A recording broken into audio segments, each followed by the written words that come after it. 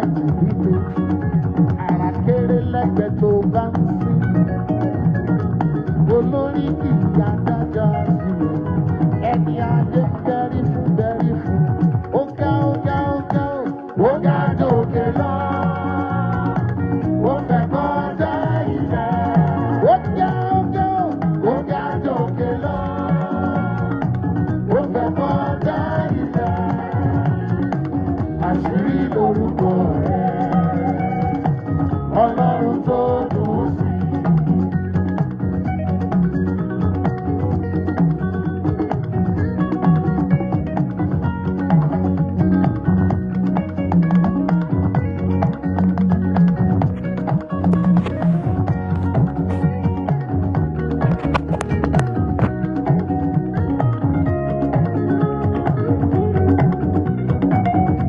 Ọlọ́wọ́ síbí ire tó ṣe bẹ̀rù tó táyé yàbọ̀ sí.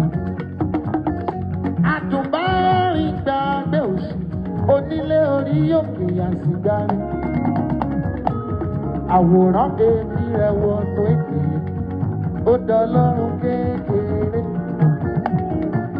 Àfìrẹ̀lẹ̀ dájọ́ gbariwo lẹ́nu òṣèlú, máa yọ ní gbàgbà. Ó ga ó ga ó ga jòkè lọ, ó fẹ́ kọjá ilẹ̀. Ó ga jòkè lọ, ó fẹ́ kọjá ilẹ̀. Àṣírí lórúkọ rẹ̀, Ọlọ́run tó dùn sí.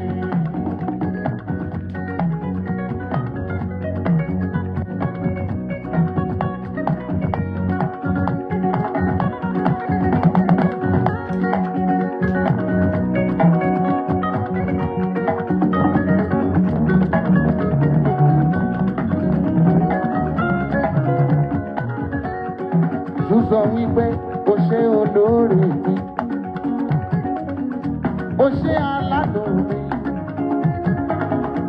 èmi náà rè tó gbèlékè, mo dé wá ṣọpẹ́. O ṣé olóore mi,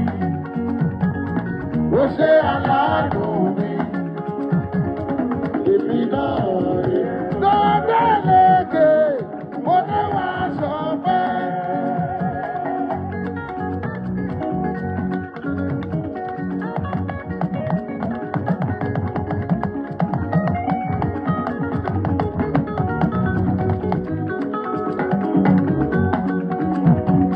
Ó ṣé olóore mi, ó máa ṣe alánú mi, èmi màmá rẹ̀ tó gbélé ètò òde wá ṣọpẹ́. Ó ṣé olóore mi, ó ṣé alánú mi, èmi náà rẹ̀ tó gbélé ètò òde wá ṣọpẹ́. Ọkàn sọ pé kí n gbọ́ kí. Ọlọ́run ọ̀run tó lókè tó nílẹ̀ ìwọ lọ́ba. Èmi gbọ́ mi. Ọlọ́run ọ̀run tó lókè tó nílẹ̀ ìwọ lọ́ba.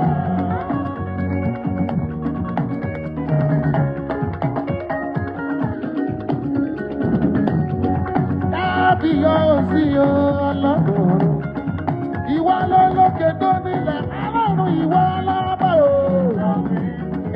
Ọlọ́run olókè tó nílẹ̀ ìwọ̀nàmá. Àkọ́dáyé àkọ́ṣe gbogbo Ọlọ́run òru. Olóúnjẹ àgbọ̀ndáyé Ọlọ́run ìwọ lọ́ba ìgbọ́ mi. Ọlọ́run òru olókè tó nílẹ̀ ìwọ̀nàmá. Ó ń tọ́jú mi, ó ń tọ́jú mi. Kò máa dá mi dá ọ̀rọ̀ ayé mi o. Ó ń tọ́jú mi. Tó bá tọ́jú ẹ sọ̀rọ̀, ó ń tọ́jú mi. Ó ń tọ́jú mi. Kò dá mi dá ọ̀rọ̀ ayé mi o. Ó ń tọ́jú mi.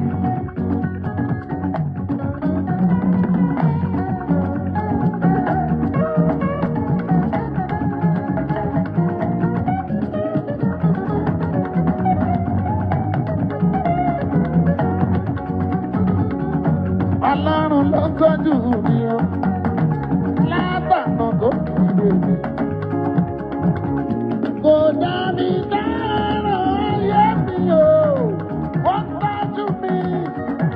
Ó tọ́jú mi. Ó tọ́jú mi. Ó tọ́jú mi. Kò dá mi dára ọ̀rọ̀ ayé mi o. Ó tọ́jú mi. Hello bàbá mi. Hello bàbá mi.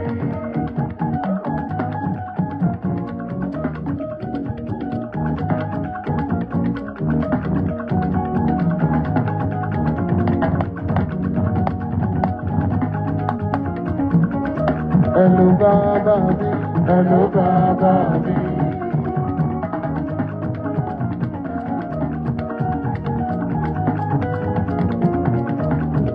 Ùbá mọ̀lẹ́ rẹ̀ ùbá yára wá.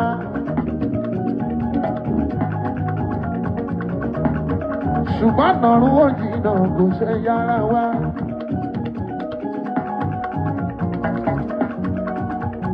Ùbá mọ̀lẹ́ rẹ̀ ùbá yára wá o.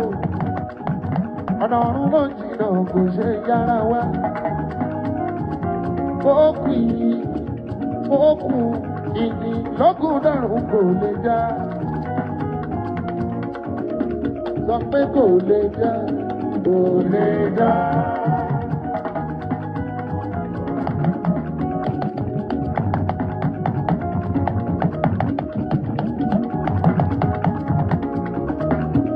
Ùbá mọ̀lẹ́ rẹ̀ ùbá yára wá.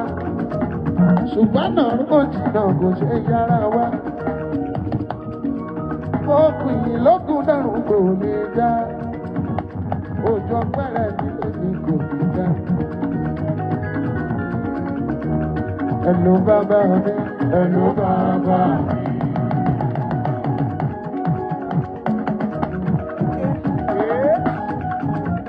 Hello bàbá mi. Wow. Oh, good afternoon. Ṣé wàá pa? Ṣé ó loud? Ṣé ẹ gbọ́ nǹkan tí mo ń sọ ṣá? Okay, good afternoon. Wow, happy Tuesday. Come on, let's get to bees. Ṣàlàáfíà la wà. Ṣe.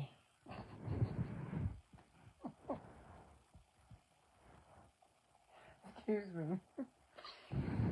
Excuse me. Any a máa wo nǹkan míì la fẹ́ wò nípa ẹ̀ tó bá jọ wọ́ alẹ́ they will come back for show tá fẹ́ ṣe. But nísìn ẹ jẹ́ ká sọ̀rọ̀ nípa VDM interview VDM tó ṣe pẹ̀lú Primeboy àti driver. Then let's talk about Olaya's ex-wife. Gbogbo ohun tó sọ kalẹ̀ àná ẹ jẹ́ kí a sọ tabari 1 or 2 opinions nípa gbogbo nǹkan topics tá fẹ́ sọ yìí. Ẹ free láti pè wọlé láti share views yín. Once again, good afternoon and then welcome to the show. Ká tó bẹ̀rẹ̀ ẹ mọ̀ lórí ọ̀dọ̀ wa ń bí báyìí. There's only one cream tẹ́lẹ̀ lò ta guarantee yín fún tó jẹ́ pé ẹ máa lò ẹ ní issue pẹ̀lú skin yín. That one cream that you are free to use anytime, any day, that gives your skin maximum protection from the sun. And gives your skin 100% vitamin E, and then, radiates, makes your skin look so fresh and smooth. Okay, it's no other than GEC Cosmetics. Àwọn yìí máa ń fa ìlẹ́nu ọjọ́ mẹ́ta yìí. Báwo lẹ ṣe ṣe?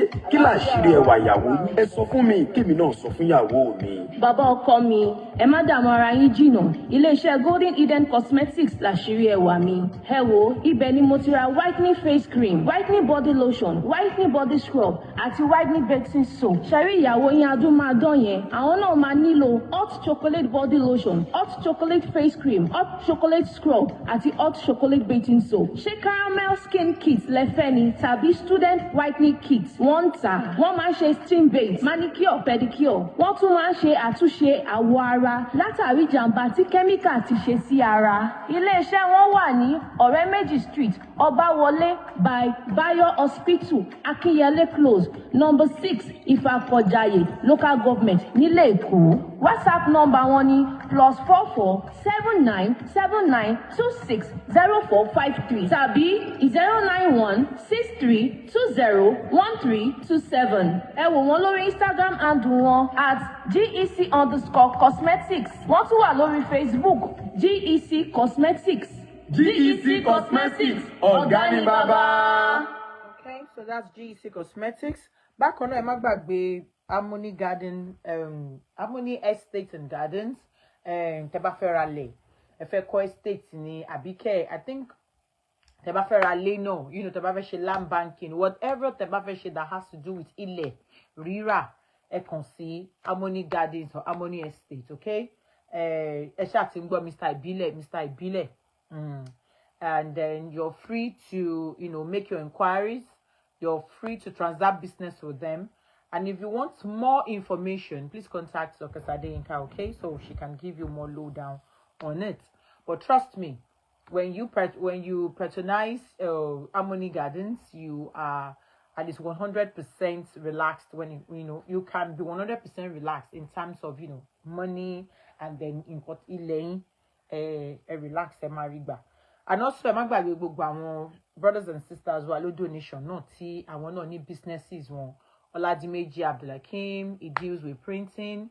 Anything that has to do with printing, just contact him. Sister TK deals with rice flour and drinks. Vicky Tosin Ekins, African foods and Ankara fabrics. Then manager, that's a party cook. Abarento Fed Dano, is it birthday get together, whatever, just contact her. Who again do we have? Our sister Solid Kemi vlog. She deals in jewelries. Anything, talk about Romanian, talk about costume, talk about real gold. Contact Sister Kemi V vlog. Who again do we have in a donation? Anyone? Tabaroti. About the comment section so that we can, introduce them, and then Ejeka patronize. God bless you all as you do so. Good afternoon, everyone. Good afternoon, Mommy Yetunde Olagunju, Roslyn, Itse. Good afternoon, Mommy Margaret Emmanuel, Rita Aderemi. Good afternoon, Ma. Wuma Taiwo. Good afternoon, Mommy. How are you? I won't come back. Sorry.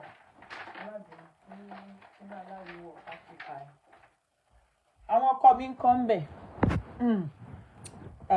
Who again? Mommy Aramide Mustafa. Ben. Shalafia ni gbogbo wa wà. Okay, so mo sure pé gbogbo wa for a while náà àti mọ ọ̀rọ̀ gbogbo wa láti mọ ọ̀rọ̀ Mohbad here, Mohbad there, àti ń gbọ́ Mohbad ń bí, Mohbad lọ́hùn, kí ló ṣẹlẹ̀. They've been on this stuff for, is it 2 or 3 years now? They've been on this thing for 2 or 3 years now, right? So, àmọ́ gbogbo at this junction, àwa ti wò pé okay, àmọ́ má dá sí because ìgbà tá ti wò gbogbo ohun tó ń ṣẹlẹ̀ ńbẹ̀, àti mọ̀ pé òfútù fẹ́ tẹ̀ ni wọ́n máa bá dé.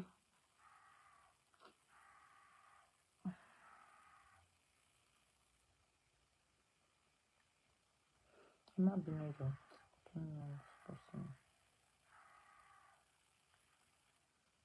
I'll check you later. Oh, àgbákò kìíní wò lélẹ̀ báyìí. So a ti mọ̀ pé òfútù fẹ́ tẹ̀ ní gbogbo ọ̀rọ̀ Mohbad yìí máa já sí wá because we already have àti rí kìíní tẹ́lẹ̀. Sorry.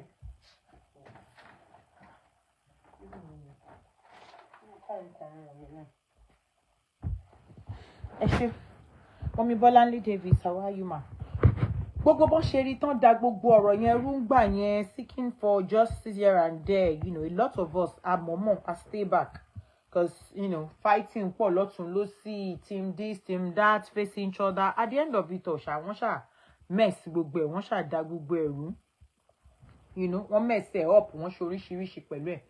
So recently, my own show, number one, kò ṣe pé bóyá mò ń dá sí ọ̀rọ̀ Mohbad, bóyá let's go there, let's bring it up again. No. But if you all agree with me, pé ẹnujọ́ mẹ́ta yìí tí VDM bọ́ta tó bẹ̀rẹ̀ sí ní torchlight rubbish, òun ló jẹ́ káwọn èèyàn máa wò pé ọ̀rọ̀ tó ti ń die down, everybody ti ń gbàdúrà pé okay, ẹ jẹ́ kí ọ̀rọ̀ yìí ibì kan ló ṣì point sí, which is àwọn oògùn àti injection tó ń fún lọ́jọ́ tá à ń sọ yìí. However, a lot of people are not happy pé 2 years down the line or so, I think a year plus or 2 years down the line, ọmọkùnrin yìí ò tẹ̀ kí n ṣàgbàlagbà kan náà lọ títí. He has not been buried up till now. Talking of ẹni tó ti wà nínú ilẹ̀ tẹ́lẹ̀, within 24 to 48 hours, tẹ́ tí wá gbé kúrò bẹ́ẹ̀. I mean, cut to the man's pé irú ẹ̀gan ló yẹ kẹ́ ẹ yára dá padà, you know, kí soulless kó lè rest according to báwọn bàbá wa ṣe máa ń sọ o. So yẹn ló ń ṣe gbogbo wa pé at this junction, time yìí ló yẹ kí bàbá ẹ̀ make up mind kó lọ sí ọmọ ẹ̀. Kò wá ṣe time yìí ló wá jẹ́ kí VDM wá dìde kó ní ńlá, òun ṣẹ̀ṣẹ̀ fẹ́ bring case yẹn padà. Now, kí ni nǹkan tó wá ń ṣe? Ó kàn ń forí wọn gbára wọn. Ẹ rí pé gbogbo interview tí gbogbo wọn ń ṣe gan kò mọ́pọlọ wá, kò make sense mọ́. Mọ́mí Kẹ́mi má bínú orí, how you doing ma? Ẹ rí pé kò make sense mọ́. Gbogbo wọn kàn sọ different things. Now, on the 11th ni àwọn kan sọ pé àwọn rí kí ló ń porúkọ ẹ̀ ní Mohbad kú. On the 12th, kí ló ń porúkọ lady nurse sọ pé on the 12th lòun lọ bẹ̀, lòun lọ fún lábẹ́rẹ́. Àwọn kan sọ pé on the 11th òun ló kú. So on the 11th tẹ́yìn sọ pé ó kú, on the 12th tí nurse sọ pé òun lọ fún lábẹ́rẹ́, ta ló wá ń sòótọ́ ọ̀rọ̀, ta ló ń parọ́? Ṣé nurse, ṣé nǹkan míì ni nurse rí, àbí nurse fẹ́ sọ pé òun rántí date wọn? I mean, ìgbà wo ni wọ́n tún for Mohbad? I think it was it on the 13th or so? I mean, everything called up and down.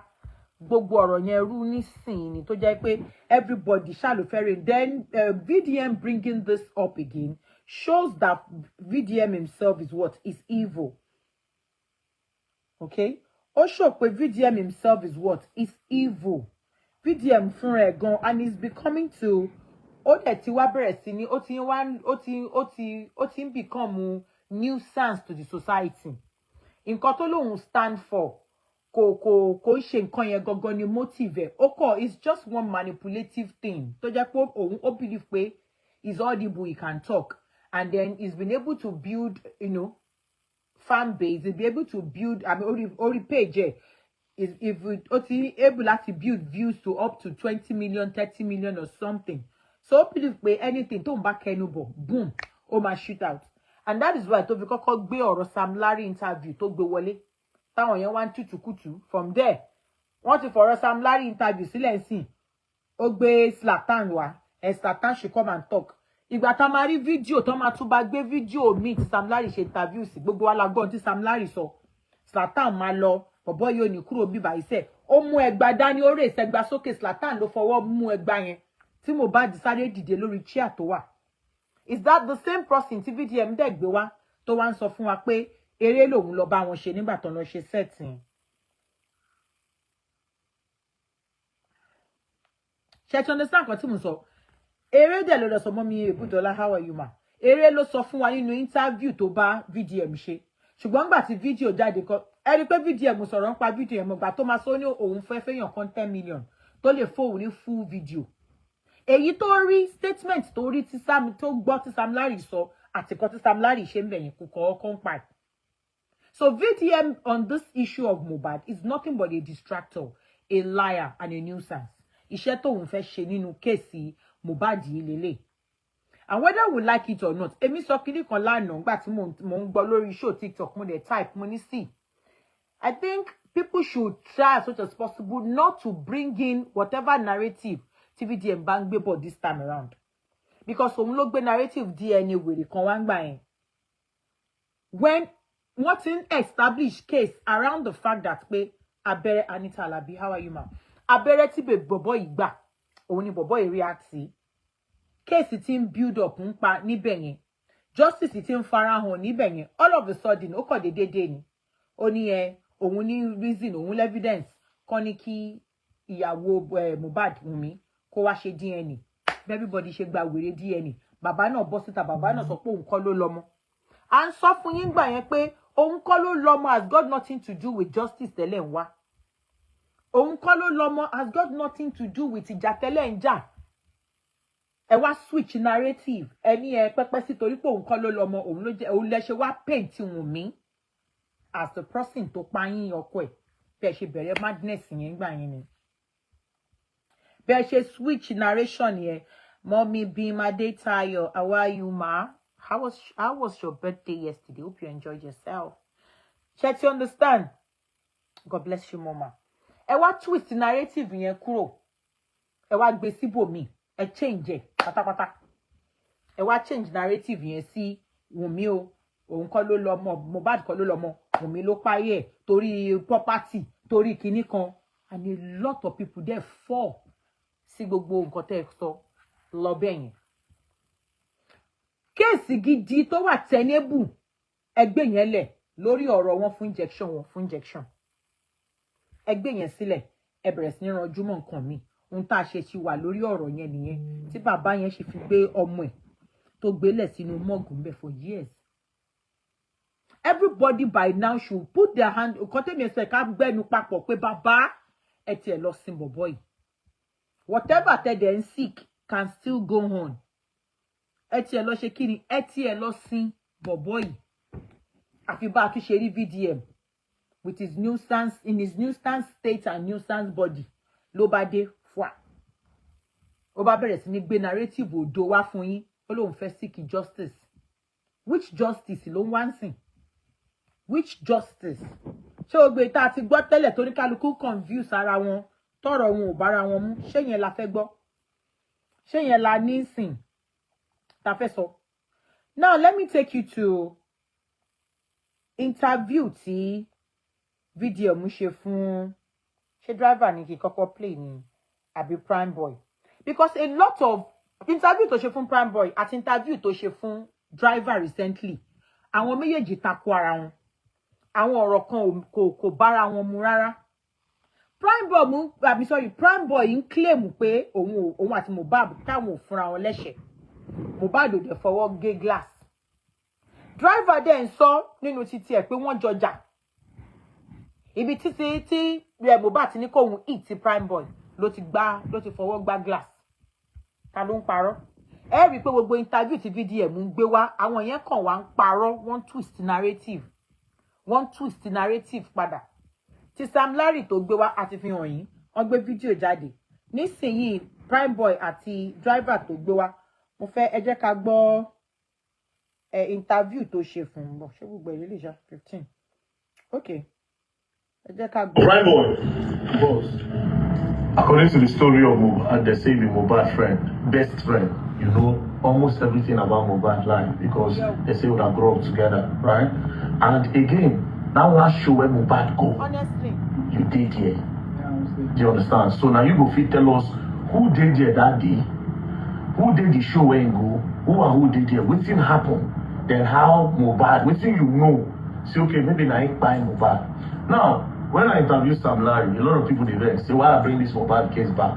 I say we will want through justice. We will bring them back. Anybody who want vex, make it vex. Do you understand? But a lot of questions need to be answered. And again, as you say, the case for courts and for police already go where we say story. The case, they just want to make the thing go down. Nobody want to make truth come out. But me, I say, no, the truth must come out. Now, one thing I want you all to know is, gbogbo ariwo burúkú tí gbogbo ranting òṣì tí VDM ń pa goes nowhere. Kò díbi kankan tó fẹ́ lọ. Whatever stupid findings tẹ́lẹ̀ ń finding bí, you can't file it and take it to the law and say pé kí law bá yín ṣe. Àbí káwọn bí kí ọlọ́pàá kó bá yín reinstate ẹ̀ kó bá yín enforce ẹ̀ kò make sense. Because kò sí kankan nínú yín tó tiẹ̀ jẹ́ tó tiẹ̀ wà tó ní anything badge lórí pé ó ní right láti máa investigate káàkiri. Ara Nigerians wa tó yẹ pé ìmí inú wa tí ò ṣiṣẹ́ òun ló jẹ́ kí a lot of us máa listen sí irú gullible people báyìí bíi ti VDM. I'm not saying some things tó ṣe mí ò make sense o, but majority of the things tó máa ń ṣe ńgbà mí kò lọ́pọlọ lórí. Carry mi ló pọ̀ jù ní gbogbo nǹkan tó ń ṣe, notice me.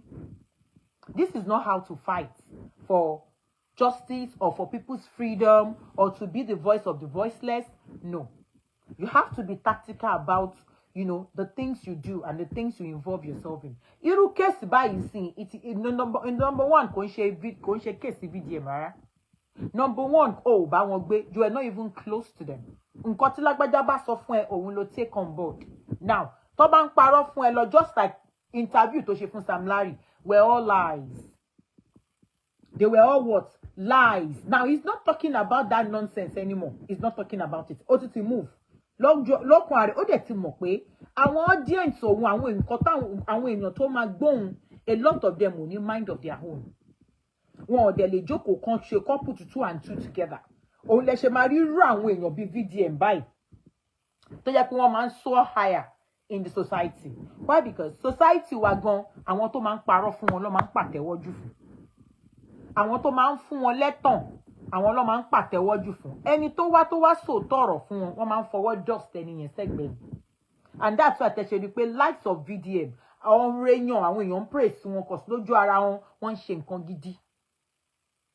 Wọ́n ń ṣe nǹkan gidi, wọ́n ń ṣe nǹkan tó ní. I was telling somebody money, I will not be surprised 2 years, 3 years to this time. Tí bọ̀bọ̀ ẹ̀ bá gbégbá politics tó lóun fẹ́ jẹ governor, àbóun fẹ́ jẹ chairman. Bó ṣe máa ń bẹ̀rẹ̀ nìyẹn. They pretend as if pé àwọn ń tackle government. Tó bá yá, akórí wọn bọ̀ àárín àwọn government yẹn. Wá nílé stop ẹ̀ mọ́, toró ti gather gbogbo nǹkan tó fẹ́ gather láàárín ẹ̀wọ̀n èèyàn. Àwọn tó lè stop ẹ̀ ó ti shock wọn lẹ́nu. Ìdí tí gbogbo wa ṣe ń bára wa níbi tí a wà nìyẹn. Before I go further, the person behind my camera, I met him at Bonner Boy's birthday party. And then he said, oh, he's a cameraman and this and that. Exactly. Then he said he needed money for camera. He has saved 1.5 million, remaining 1 million. So I sent him 1 million and he has gotten the camera. So please, you do well to support him. His name is, what's your Instagram handle? Who shots that? Who shots that? So support him. And furthermore, if you meet me for anywhere, you tell me, say you want to learn something, or you need support for society, I will give you, provided you show me evidence. Obviously, I'll just carry my money, give you.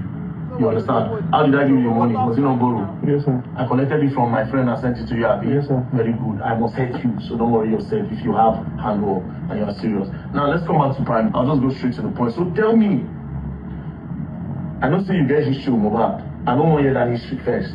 Let's start with that day for that show. What thing happened?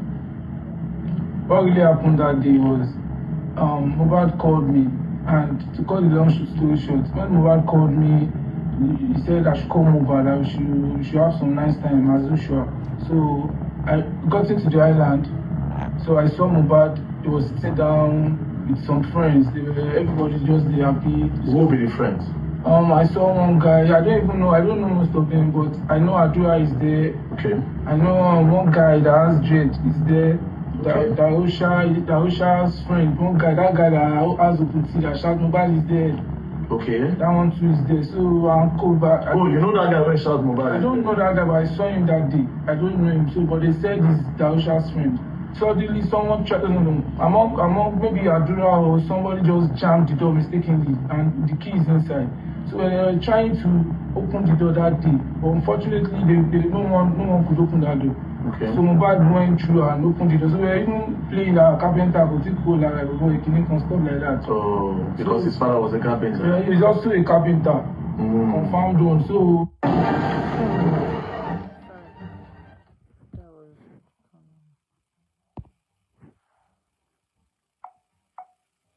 Sorry. One shaking in you. One advert. What's this justice from Mohbad should be playing his shoes on for them?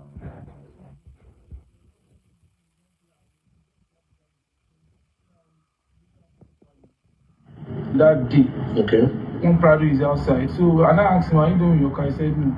So we are too much this, that. So okay. Then the next thing was like he said he didn't want to arrange it. Then Mohbad came outside, so everybody was outside. Then the next thing Mohbad told someone to open the Prado back. Then he said maybe Spelling should go back. He look again, he called somebody and maybe OG, I guess, should go back. Okay. So he closed the door, he closed the back Prado, then he opened the second one. So the next thing we just saw Mohbad's wife just carrying one baby come outside. So they are going to one baby or a baby? A baby, yeah. One baby. Imagine. One thing I hate about this guy called Prime Boy, he's very rude. very saucy. Ó jẹ́ ọmọ tí ò lẹ́kọ̀ọ́, kò lọ́pọlọ rárá.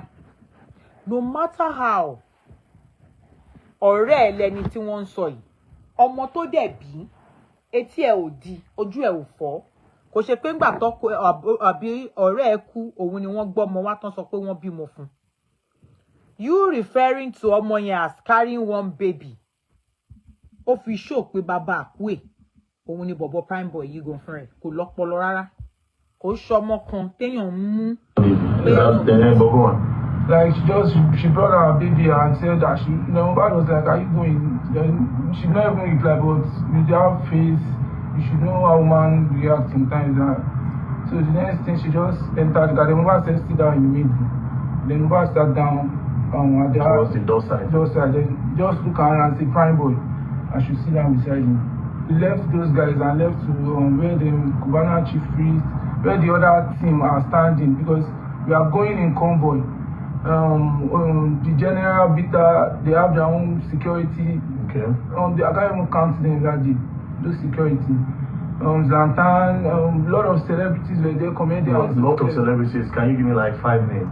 You have called Cubana chief priest, you have called Zlatan. Zlatan, I saw Nancy, but that comedy guy, Nancy boy. Nas boy, I saw him. Seun Kuti was there. And they are much. Okay, so it was a very big event then. It was a very big event. Okay. So when we got to that location, Mohbad came down. So I wanted to come down with Mohbad, and Mohbad not to go and meet them Zlatan inside. And so Mohbad, and I want to follow him as, you know. So then he said, since I just told me I'm prime, wait, let him go. Let's quickly go to the facts. They said, you know, the initial story was that he fought you. They said 12 na fight. Say now you hit him something. That's it. Whether you hit him or why you hit him or did you hit him? I did not touch Mohbad at all. So we think concern say glass and break glass I didn't see any glass. It's obvious that they are lying now. We can all see the lie. How can you tell me Mohbad blew a Prado and he has a mark here? So they are all lying. Mo fẹ́ kẹ́ gbọ́ ibẹ̀ yẹn pé prime boy sọ pé there was no fight at all, and òun ò dẹ̀ gbá Mohbad àbí bẹ́ẹ̀ kọ́. Mo try láti on TikTok mi ni o. Ẹ má bínú. Mo try láti on TikTok, so abáyé ẹni tó fẹ́ join lórí TikTok, you're free to. Okay, I think I'm on TikTok now.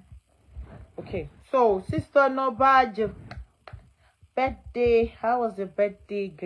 So they said I stabbed him with that guy. I just came back to come down with Mohbad, and Mohbad not to go and meet them Zlatan inside, and so Mohbad, and I want to follow him as, you know.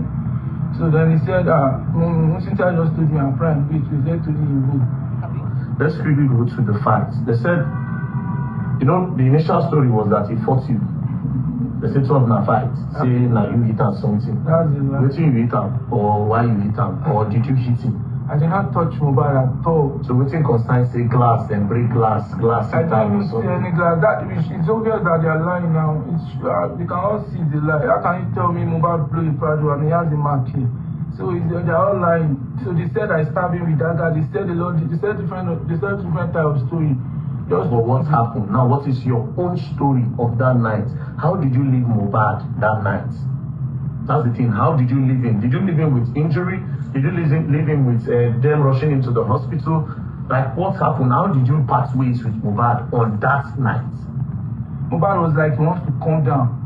Then I said, Mohbad, you can't come down from the car. Why do you want to come down? Then he said, if I don't want him to come down, I should go and clear the road. He wants to leave here. I want to get out from here. I said, don't come down. They are outside there. Then the next thing, I told Umi, talk to your husband now. The only one telling him not to come down. They said, actually, he's your friend.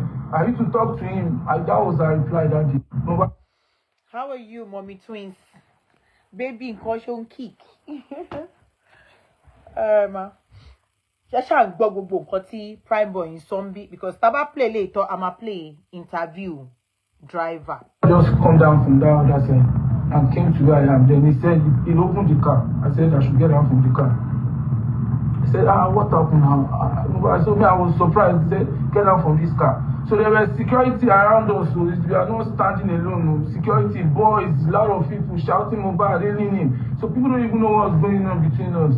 But like 2 security were at his back, just monitoring us. So they were like, no, Mohbad was like, "Prime, get out from this car."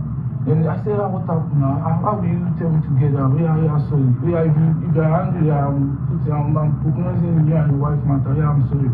Oh yeah, I'm sorry. Let's go back. Yeah, come back. I was just trying to pet him, bring him down. So he said, get out from this car. I want you to get out from this car. You have your own life to live. I have my own life to live. You can't teach me how to live my life. Get down from this car. And when he chased me down, I went straight to the stage to tell Cubana chief priest. Oh. Yes, now I told you, Mesa, I don't know what's wrong with your artist too. He was fighting with his wife in the car, and I was trying to separate them not to fight again. Then he chased me down from the car. Then one of the chief priest asked me, "Why are you to him?" I said, "I'm his childhood friend." That was how I told him that day.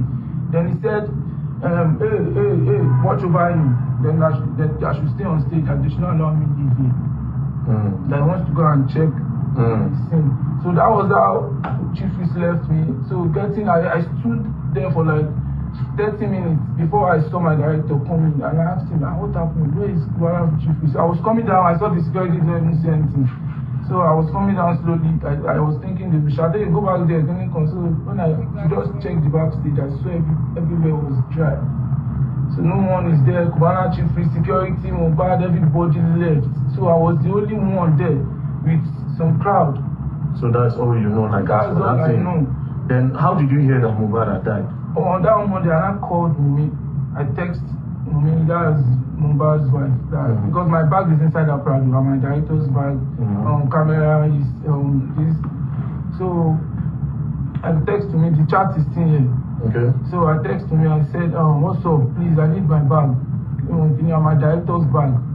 And she said, please, don't come here for now. I will let you know when to come. Please. Don't come where? I don't know. Don't come here for now. Come here where? Were they at home? I don't even know. I did not tell her I'm coming home. I did not tell her I just said, please. You have the chat? I have the chat. Next, please. I have. Please. No. I don't know. Don't come. So, please, I need my bag. My director's bag.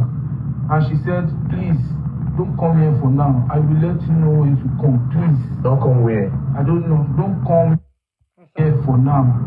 Come here where? Were they at home? I don't even know. I did not tell her I'm coming home. I did not tell her I just... This is where I say, Prime boy, o kon ko bare, o kon paro kiri. On a normal day, to ba lo chat Wunmi, pe o lo need bag e, ibo ni wo ro pe Wunmi ma wà. Ibo lo ro pe bag e ma wà tó fi chat Wunmi pe o need bag e. O le chat padi e torí wà tí ẹ ní issue. O wa chat ìyàwó ẹ, which is a normal thing. Because o mọ̀ pé ilé wọn ni bag e ma wà, cause inú mọ́tò lẹ́jọ́ wà kẹ́ tó bọ́lẹ̀ ńgbà tẹ́jọ́ ń jà. So, coming out telling us this now, kò sọpọlọ. O kàn try láti yọ rẹ̀ kúrò ní scenario ní tí ó dẹ̀ lè work. O mọ̀ pé, exactly, o mọ̀ pé ilé wọn ni bag e ma wà. So you did not know, you did not tell her you are coming here. It's just rubbish. Tí ó bá ṣe pé wà tí Mohbad jà, ó máa lọ sílé wọn lọ́jọ́ yẹn, àbíjọ́ kejì, láti lọ gba bag e, láti lọ bá wọn ṣeré. Please, you have the chat. I have the chat. Next, please. I have. No, don't worry. I have the chat with me. So she said, don't come here for now. I will let you know when to come, please. Then I said, don't come here for now. Wow, I need my bag. And I need to change because I'm already in the midst of my friend. I don't like the way I'm looking. So that morning I was like, don't come here. Wow. So I need my bag at that moment and my director's bag. So the next thing, she not replied me. So I text Lifestyle.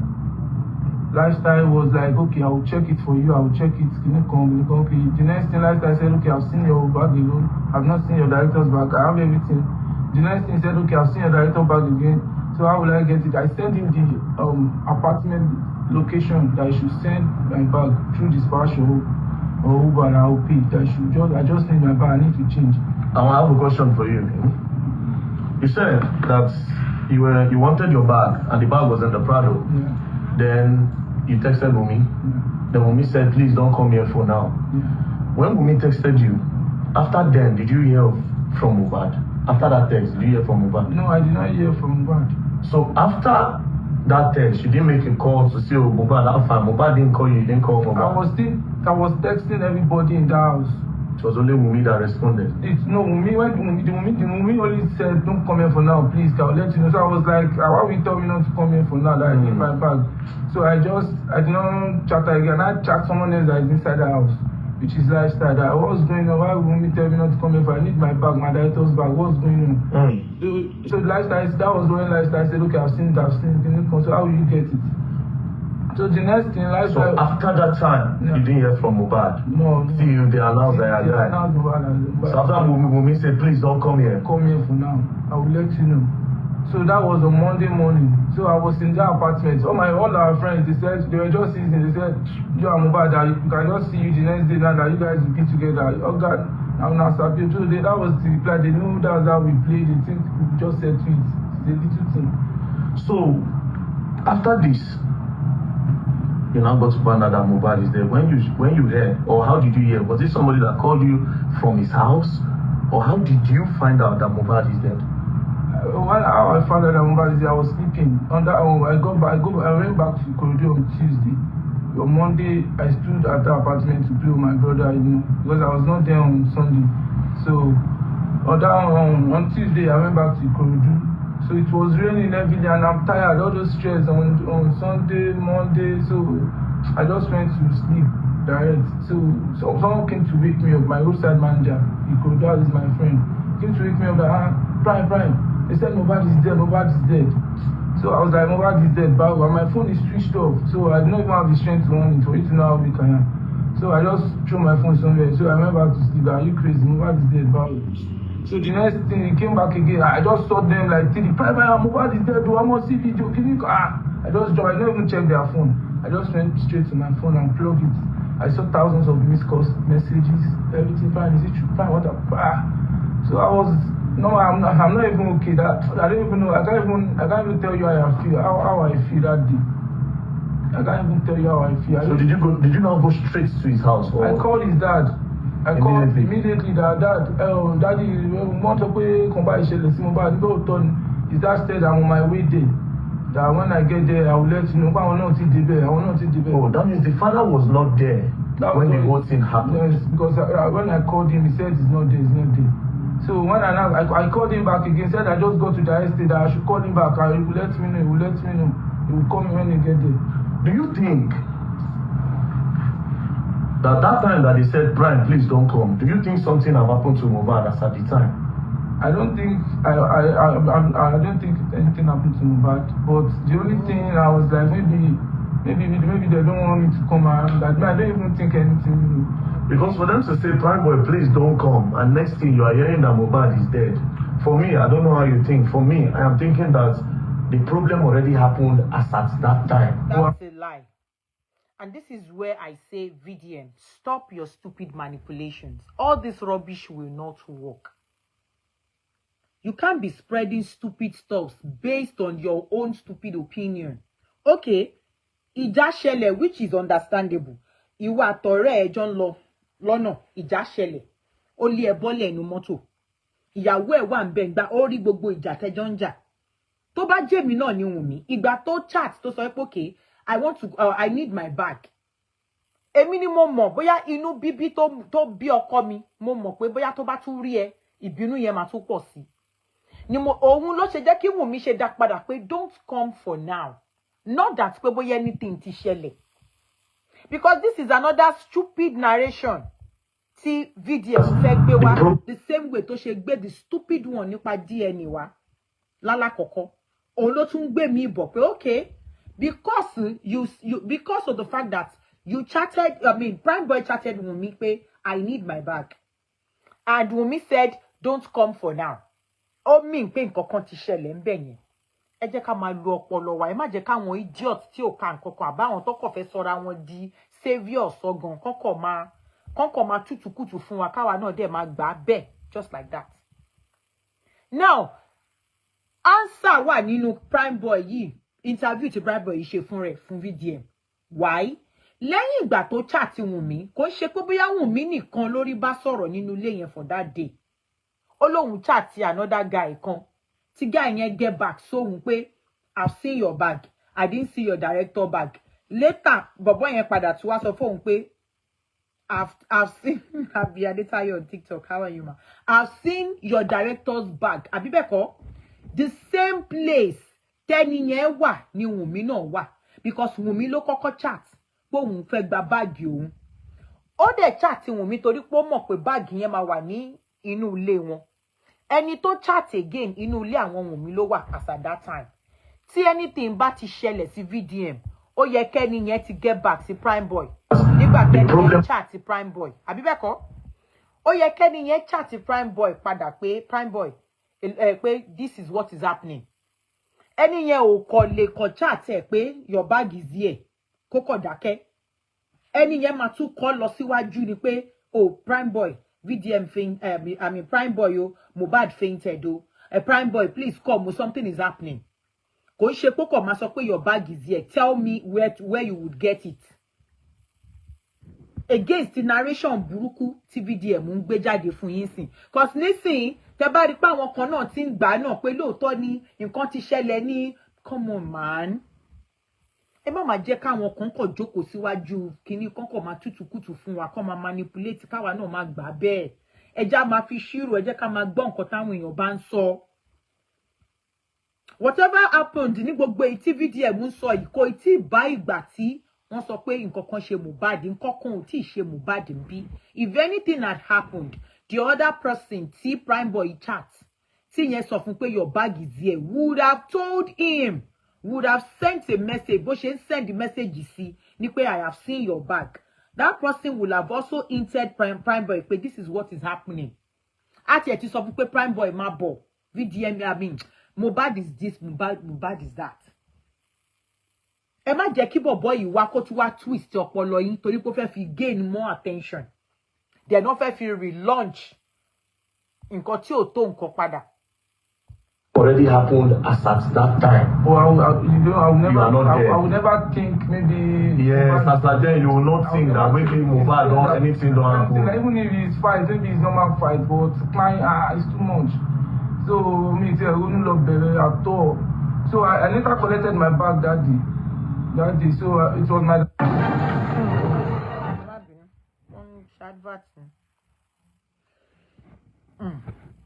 VDM kàn fẹ́ wá sọ̀rọ̀ ẹ̀ dìdàkudà sórí social media ni bringing wrong narrative. Nígbà tó ti mọ̀ pé àwọn kan náà máa gbà á.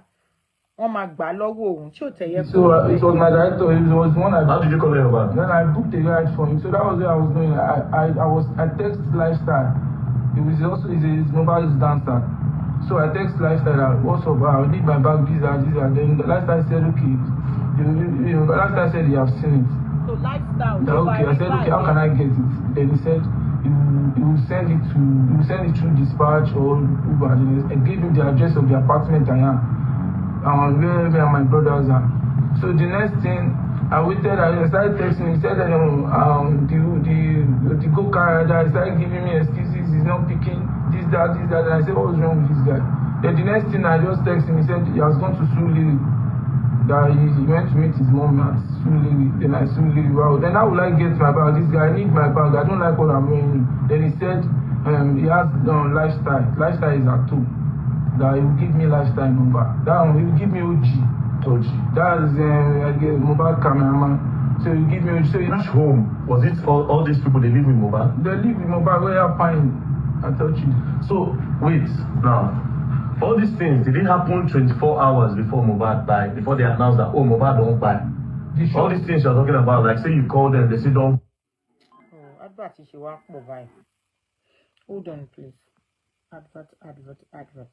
Ẹ ṣáà ń gbọ́ interview yẹn tàjọ nítorí a tún máa play driver. Ṣáàrí gbogbo nǹkan tí VDM ń ṣe yìí, ó kàn try láti make ara ẹ̀. Ó ń try láti cover up for me. Though me ò believe kò ń cover up fáwọn Sam Larry and co. But with this, I won't lie to you. Ó ní nǹkan kan tó ń ṣe fáwọn guys yẹn. Ó dẹ̀ ní nǹkan tó fi ń cover up fún wọn. Came to wake me up that Prime. They said Mohbad is there. Sorry. 8 hours before. The show was on Monday. The show was on. Okay, I said okay. How can I get it? Then he said he will send it through dispatch or Uber. And give you the address of the apartment I am. Where me and my brothers are. So the next thing, I waited. I started texting. He said that the go-kart rider started giving me excuses. He's not picking this, that. And I said, what's wrong with this guy? Then the next thing, I just texted him. He said he has gone to Suliri. That he went to meet his mom at Suliri. Then I Suliri. Wow. Then how will I get my bag? This guy, I need my bag. I don't like what I'm wearing. Then he said he has lifestyle. Lifestyle is at 2. That he will give me lifestyle number. That one, he will give me OG. That is mobile cameraman. So he give me OG. So which home? Was it all these people, they live in mobile? They live in mobile where you're pine. I told you. So wait, now all these things, did it happen 24 hours before mobile buy? Before they announced that mobile don't buy? All these things you're talking about, like say you call them, they say don't come. Was it 24 hours or 48 hours before? The show was on Sunday. Okay. So it happens on Monday. I collected my bag on Monday evening. And so they announced mobile don't die when? On Tuesday. Tuesday morning or afternoon? Tuesday afternoon, I was sleeping. So that means it's barely 24 hours after you collected your bag. After I collected, yeah. So when you call them on Monday. You call them on Monday morning or afternoon? On Monday morning. By what time? Around 8 o'clock. Around 8 o'clock for your bag? Yes. So on Monday. She replied in the afternoon. She replied in the afternoon. She replied, can I check? I will see it. No. It's going to. I'll see what you want to show me. Yeah. So, or maybe I might attach it to the video so that I know go look and prep. I won't just put that. She replied to you. So all these things now, 8 o'clock. That means it happened barely 48 hours. You know, reach 48 hours when they come and now say mobile don't buy. Do that. So that means Lifestyle was there. Wumi was there. Mobile cameraman was there in the house because they were telling you that Lifestyle say in the bad day, then he can't come out to the lady. He can't tell you say OG did here. So these three people were there when this whole thing possibly happened, right? Okay.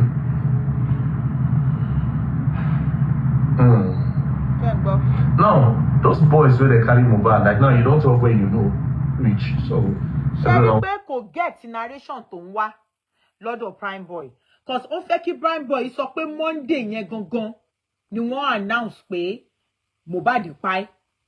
Òun ló ṣe ń work narrative around Monday barely 24 hours barely 48 hours. Òun ló ṣe ń break but narration tó narrative tó ń fẹ́ gbé síta Prime Boy ò rí fún. Ẹ̀rí pé kàn béèrè question who is there, who is also there, who is this. And now we don't know. Those boys when they carry Mohbad, when they say Mohbad on that, who you recognize inside that video? The one guy, what's his name? That has just like West, Ade West. Ade West, yeah. Where is he? He's always staying with Mohbad. I don't know his work. He just stay in the room. I don't even know his work. I don't even know his job. Ade West. Ade West. Okay, and which other? Because I know say two guys. I know one guy. One is on Mohbad, on Demola now. He was the one. Saying he was the one that came out the other time that was arrested that time. Demola like this. So he stays with Mohbad too. Adura. Wumi was there. Normal permanent. So she was there. Steady. Okay. Now you were locked up. Why did they lock you up again? I don't know. No invitation, nothing. For good. Why did they release you? I don't know. I don't even know. So they just carry you they release you 4 months. No story, no this is what you did. Even in the cell, police will come out, this guy not sabi anything. No. God will save you. The police will be saying it like this. And they're supposed to release this boy now. Close to 4 months. Now so police, that's why So why they don't carry the boys when they were mobile for that video? I don't know. They damaged me very dark now. This thing really damaged me, I swear to God. I don't like it. Because when police posted me wanted, I was sleeping too, like when someone came to wake me that I'm Prime. What it posting wanted to Not that they sent you invitation, you don't come. Nothing. They put my home address, they put the color of my eyes, the size of my head, the size of my tongue. I don't even know how they get it. They put everything. They put how tall I am. They put everything. So instead of them to bring a letter to that address, They refuse, but they can just declare everyone there. You know, one thing about our police is, especially, I don't think they handle that case professionally. That's why the case does not ahead. They didn't handle it professionally at all. Because I don't know how you would not go for the people that were within 24 hours to 48 hours before, then you will go for the people that are outside. It makes absolutely no sense to me up to today. I'm very sorry that you're a victim of the system. I'll call it the system. Now, this question I want to ask you, maybe I will ask you another day. Not how many minutes is that video now? 30 minutes, 44 seconds. 30 minutes, 44 seconds. Sorry, on TikTok. I'm trying to fix it. I'll not ask you now, I'll ask you another day. You can ask me. No, I'll not ask you now, I'll ask you another day. I wish I can see that boy with the dread. But me, I don't know him. I don't, where will I see? His police will provide him on me or Adu Adausha. I don't even know him. I don't even know anybody in the house. That's why every time about tell me, Prime, come now. I don't come and be staying with me. I'll tell him I have my own family. You can see, I have family. So I can't just leave my wife. I can't leave now. I just don't let me say that yet. So I can't just abandon my family and say I should be living with you. But anytime you need me, don't worry, call me. If it's midnight, I will figure it. I will come there. Okay, so what I'll do in this video now, I'll tell you to cut this one. Hold on, you cut it. I'll ask him what I want to act. Then later, I will now see if there's need to post that one. I'll do. So cut this video now. Alright, so yesterday, as I was going out, I just depressed my phone. I noticed a message. She will follow me for Instagram. Sorry. So that's àtìgbọ́ interview tó ṣe pẹ̀lú kí ló ń porúkọ ẹ̀ Prime. And ẹ jẹ́ ká gbọ́ èyí tí okay ẹ jẹ́ ká wo chat Mohbad's wife a day before Mohbad died. Now, from this chat Prime Boy showed me, it's very, very obvious. I am convinced that Mohbad's wife is hiding a lot that has to do with the death of Mohbad. Also, please, before I post the chat, I want to beg you people that you should please watch this video without sentiment. Forget all those very dark man bring DNA and all those talks. Please just use an open mind to watch this video. And again, I did not just get the screenshot. I also screen recorded the chat. Make una no talks in AI. Furthermore, with this chat alone, I am very much convinced that the police that was in charge of this Mohbad case was compromised based on this chat. Because Prime Boy said he showed the police this chat. Okay, I hope it's okay now. Do you understand? Now, let's go back to when Mohbad died. As you can see on Google, Mohbad died on the 12th of September 2023 was when they announced that Mohbad had died. But from this chat, I have a reason to believe that Mohbad did not die on the 12th. Mohbad actually died on the 11th and not on the 12th. Let's go back to the chat now. As you can see, before it got to this chat that I want to play, Prime Boy said him and Mohbad had a quarrel in the show on the 10th, which was on a Sunday. The Ikorodu show, him and Mohbad had an issue. What led to the issue is that they were talking about girls, him and Mohbad. Then Mohbad's wife now puts her mouth and say, you Mohbad, you self, you know the follow woman. Mohbad can say, why did you put your mouth? So they now started going back and forth. Prime Boy said, he will tell them to stop. When he comes down from the car to go and check on the artist performing, if he comes back, they'll keep quiet. If he goes outside, they'll be quarreling. Because he was putting his mouth, Mohbad said, come down from the car. And that was the only quarrel they had. Then he left. Now, on reaching home the next day, Prime Boy found out that his bag and his manager's bag is inside the Prado with Mohbad, the one that Mohbad used. So he decided to decided to send Mohbad's wife a message in regards to the bag. This is where I said, this evidence alone shows say she know a lot, and that boy died before 12. See the message he sent. You remember, Mohbad died on the 12th. This message was on the 11th. Listen. On the 11th, Prime Boy sent Mohbad's wife. He said, good morning, Seaway. My bag is there. and show how can I get it. I am on the island. Please. This is the response. This message he sent was around 11:54. Mohbad wife at around 8:54 a.m. Mohbad wife responded about 4 hours later, and this was her response. And this response alone shows that something had happened to the boy. She said, "Please don't come here for now. I will let you know." Go back to what the boy asked. He said, "My bag is there. How can I get it? I am on the island." Prime Boy said, "I am coming to get it from the house." He said, "How can I get my bag? I am on the island." Prime Boy refused to send Mohbad a message because him and Mohbad don't get problem. Inside the form, friends don't get issue. You don't go want to talk to them first. So he decided to reach out to his wife. Obviously, Prime Boy did not want to go to the house because of the previous beef, wahala, when he get with Mohbad, the argument they had. So he didn't want to go to the house.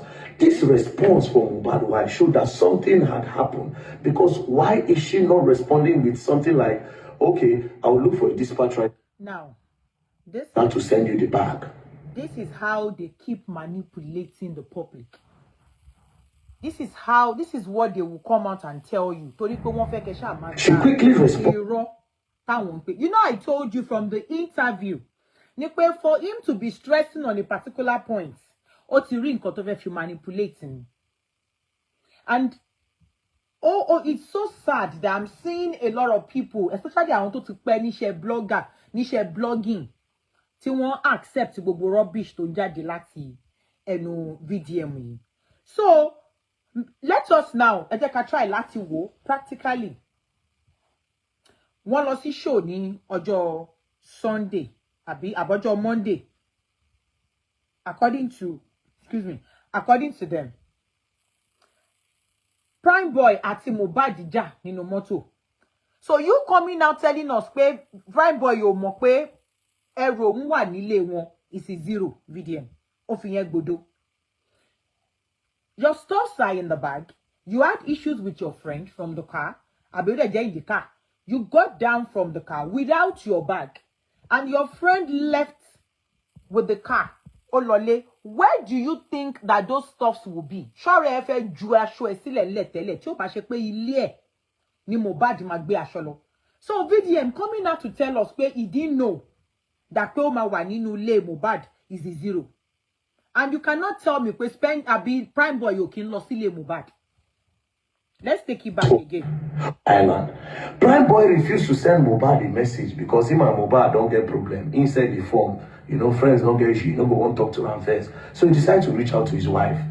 Obviously, Prime Boy did not want to go to the house because of the previous beef, wahala, when he get with Mohbad, the argument they had.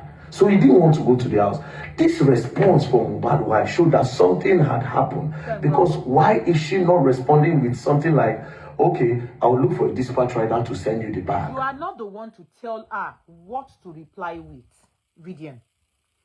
You are not the one to come out and say this is what she should have replied with. Hello? Yes, ma. Yes, ma. Sherry nǹkan tí mo rí ńbẹ̀ ni pé Sherry Prime Boy ó mọ̀ fáwọn ìjà. Mi ò ṣe message ọ̀rẹ́. Why tó message ìyàwó ọ̀rẹ́ in the very first place? Second one ni pé message tó ń kà jáde yẹn Wunmi sọ pé má wá o torí pé wọ́n ti jà tẹ́lẹ̀ ni. Exactly. Bọ̀bọ̀ yìí ó ń try láti cover up gbogbo nǹkan tí I'm 100% sure ó ti gbẹ̀gún jẹ. Exactly. Ó ti gbẹ̀gún jẹ. Ẹ dẹ̀ rí pé bí Prime Boy ṣe ń sọ̀rọ̀ ó ń put ọ̀rẹ́ ẹ̀ down ó ń sọ pé carpenter ni. Ó tún sọ one other thing níbẹ̀ yẹn tí mi ò rántí dáadáa pé carpenter ni. Why ìtọ́rẹ̀ ẹ máa fìbínú ní kò bọ́lẹ̀ nínú mọ́tò tó bá ní nǹkan tó ti ṣe fún tẹ́lẹ̀. Ṣé get nǹkan tí mò ń sọ? Ó ní nǹkan ti ṣe nǹkan kan fún nìyẹn ṣe fìbínú ní kó kúrò. Ó wá ń dọ́gbọ́n máa text gbogbo wọn nínú ilé láti mọ̀ pé injury tó kọ̀ sí Mohbad ó fẹ́ mọ alpha báwo ni Mohbad ṣe wà ní. Kò sí nǹkan kan tó ń try láti kò ń ṣe báàgì yẹn gangan ló wà important sí. Ó tún sọ nǹkan kan sí ó ní ẹ wáyé tóun fẹ́ lọ lé Mohbad òun ní family tòun náà. Ẹ mọ̀ pé gbogbo nǹkan tí bọ̀bọ̀ yìí ń sọ irọ́ pátá ló wà ńbẹ̀. Ẹ ṣí tó dàbọ̀. Thank you so much, man. Thank you. Ṣó ti yé yín gbogbo nǹkan tí everything VDM is doing now is just to what he wants to do is to reintroduce that ọ̀rọ̀ pé kí ló ń porúkọ ẹ̀ Wumi. So all the narratives tó ti wà ńta táwọn èèyàn ti ṣe over years tó ti explain. He wants to come just like that. Láti throw gbogbo ẹ̀ away. Tí ó dẹ̀ possible. Ó kàn fẹ́ ti gbogbo ẹ̀ dànù. Thank you so much. Abio. Banusoeda, you're welcome. If not, gbogbo nǹkan tó ń sọ yìí, they are irrelevant and at the same time could make sense. It's something like you are not the one to tell Ìyàwó Mohbad how to respond. Let's not forget, she was there nígbà tí Prime Boy àti ọkọ ẹ̀ tí wọ́n jọjà. She saw everything tó ṣẹlẹ̀ láàrin Prime Boy àti ọkọ ẹ̀ Sister Abosede Treasure. She saw how tí ọkọ ẹ̀ fi fẹ́ box tó fẹ́ nọra wọn tí ọkọ ẹ̀ fi ọwọ́ tó fi gé glass tó bá jẹ́ mi náà ni. Tí irú ọ̀rẹ́ yẹn bá wá pè mí lọ́jọ́ kejì pé ìyàwó Alpha nǹkan tí máa sọ fún, I will equally tell my husband's friend not to come at this time. I will tell him this is not the right time to come because my husband is still very angry. Hello? Yes, ma'am. Hello, sis. Fisherman. Yes, ma'am. Ekweto. Mama, God bless you, Mama, God bless you, ma'am. Yes, ma'am. Ṣẹ́rí justice for Mohbad yìí, mo kàn rí pé bí mo ṣe rí pé bí pé wọ́n fẹ́ pa lady yẹn. Because wàhálà yìí ti pọ̀ jù lórí ọmọdé, ọmọ 24 years old. They expect kó perfect in everything. And what I see is that on TikTok. I'm going. And what I see is that when they see that the pressure is coming down on that lady, they want to come up with something else again. Exactly. Every time the pressure is coming down, you see somebody will just come up again. They will just people want to share meeting, people want to be con. How can we fuel it again? That's what I see. Because Prime Boy coming out now to say totally different things. Gbogbo ayé ìwọ òun go fún rẹ̀ ti jábọ́ rí, ó ti sọ dáadáa rí sẹ́yìn pé ó jà. Ìjà tó jà ó brutal and Mohbad was very angry with him. Ní ó ṣe tẹ̀lé wọn lọ tó fi já sílẹ̀. Àǹtí torí ẹ̀ ló ṣe fẹ́ ẹrù ẹ̀ tí ò gbé. Ó fẹ́ padà wá gbé bóun ṣe sọ according to him. Exactly. Ó dẹ̀ mọ̀ pé òun ò ní guts láti lè contact bá Mohbad sọ̀rọ̀. And according to nǹkan tá a gbọ́ tí Wùnmí náà ti sọ rí pé ìgbà tó pè òun sọ fún pé kó má ì tí wà because exactly. Wùnmí said so. Wùnmí said so now that your friend is still angry, is not in a good mood now. Kò gbọ́dọ̀ rí because wọ́n mọ̀ pé ìjà injury to sustain nínú ìjà yẹn wọ́n rán pains ẹ̀ lọ́wọ́. Exactly. So it's not safe for Prime Boy to come because also my journey. So kí ló wá ń try láti fẹ́ máa manipulate. Wọ́n kàn ṣàfẹ́ bí nǹkan tí mo rí ni pé wọ́n ṣàfẹ́ ṣe ọmọ yìí léṣe. Bí lady yẹn ṣe wà yẹn mo lè bẹ́ẹ̀ tẹ̀ pé á ti wà BP drugs medications. Ṣọ́ fẹ́ pa ni. Lójoojúmọ́ Wùnmí wọ́n ń fọ́kọ ló fọ́kọ ni. Ikú tó clear. Ikú tó jẹ́ pé thank God she's not even the only one in the house with her husband. Ìyẹn ló máa worst jù. Ìyẹn ló máa worst jù. Ìyẹn ló máa worst jù. Ló wà nílé. Brother-in-law ẹ̀ àbúrò ọmọ yìí wà nínú ilé ń bẹ̀. Ṣé àbúrò ẹ̀ náà máa tún kò knife pẹ̀lú Wùnmí? Ló sú mi. Pé kó pa ẹ̀gbọ́n ẹ̀ ni. Because I don't understand báwo èèyàn ṣe ń reason. I really feel for that lady because ogun yìí ti pọ̀ jù fọ́mọ yẹn. Ẹ̀dẹ̀ dìde bí alátakò lórí ọmọ ọlọ́mọ ní gbogbo ìgbà. Nọ́ọ̀sì ti jáde, ó ti lóun lòún gún lábẹ́rẹ́. Àwọn ọlọ́pàá ti ṣe findings wọn, wọ́n ti ṣe investigation wọn. Ṣé gbogbo ilé ìtẹ́ ìgbó fún sí? Tí VDM sọ pé wọ́n ti wà compromised. Nǹkan tó fẹ́ ṣe nìyẹn. They want to do it in a way that by the time they now maybe torí ọ̀rọ̀ ẹ̀ bá ti dé court tó ti bẹ̀rẹ̀. They will now want to paint an action so that any outcome that comes from the court, they can easily say, àṣebá ti sọ fún yín tẹ́lẹ̀, wọ́n ti manipulate ẹ̀. Judgment yẹn kò wá okay, ṣé understand? Yes. Fún wọ́n ti wà compromised ni. So they are trying to wet the ground now. That's what I see that they are doing. Wọ́n try to wet the ground, manipulate gbogbo àwọn general public pé this girl is the killer of her husband. You understand? Yes. So that by the time the judgment comes out, because àwọn ọlọ́pàá ti ṣe investigation, Exactly. they did not see anything ní Kasisi Wunmi tó fi máa hold her down or accuse her. In fact, she's not part of the suspects. Tó mú síbẹ̀. She's just a witness. But people just come up, she's a suspect. She's not a suspect. Àwọn ọlọ́pàá ti mú suspect. Àwọn tó dẹ̀ mú a suspect is prime boy tó bá jà. Àti spending tó mú nọ́ọ̀sì wá. God's so good, Wunmi is not the one that brought the nurse. Kálọ̀ ló mú nọ́ọ̀sì wá sí náà lè ní maybe something is there. Ó ti plan pẹ̀lú nọ́ọ̀sì abẹ́rẹ́ tó máa fún. Òun kọ́ ló mú nọ́ọ̀sì wá. Exactly. Òun kọ́ ló mú nọ́ọ̀sì wá. Ẹni tó mú nọ́ọ̀sì wá dẹ̀ ti sọ pé àwọn lòun mú nọ́ọ̀sì wá. Àwọn tó mú a suspect nìyẹn. Àti nọ́ọ̀sì tó gún abẹ́rẹ́ fúnra rẹ̀. Then wọ́n lè mú Naira Marley and Sam Larry. For bullying. Pé wọ́n rí àwọn videos of bullying. Àwọn ọlọ́pàá ti ṣe clear case. Láti lẹ̀. But you just come up, wọ́n ṣe dáadáa because you just want them to nail this wife. Exactly. I don't understand how Nigerians behave. Today, the lady needs to be prayerful because ogun attack kò ti pọ̀ jù. Nọ́ọ̀sì wa ogun yàn lábẹ́rẹ́ ó react sí. Wọ́n try láti du ẹ̀mí ẹ̀kọ́ tó dọ̀ hospital ó ti lọ. Ẹjọ́ ṣé ìyẹn ni wọ́n kọ́kọ́ dé o wọ́n stab ẹ ní o lọ́ọ̀yà bàbá wọn tún lọ síbẹ̀ wọ́n lọ wọ́n stab ẹ lọ́rùn. Stab.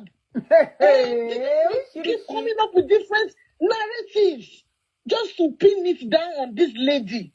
Kí náà tún sọ okay sí gbogbo nǹkan tí wẹ́dà kan ṣe é sìn ṣó máa ní kí àwọn ọlọ́pàá change investigation and mind you gbogbo statement tí gbogbo wọn ti kọ láti lẹ̀.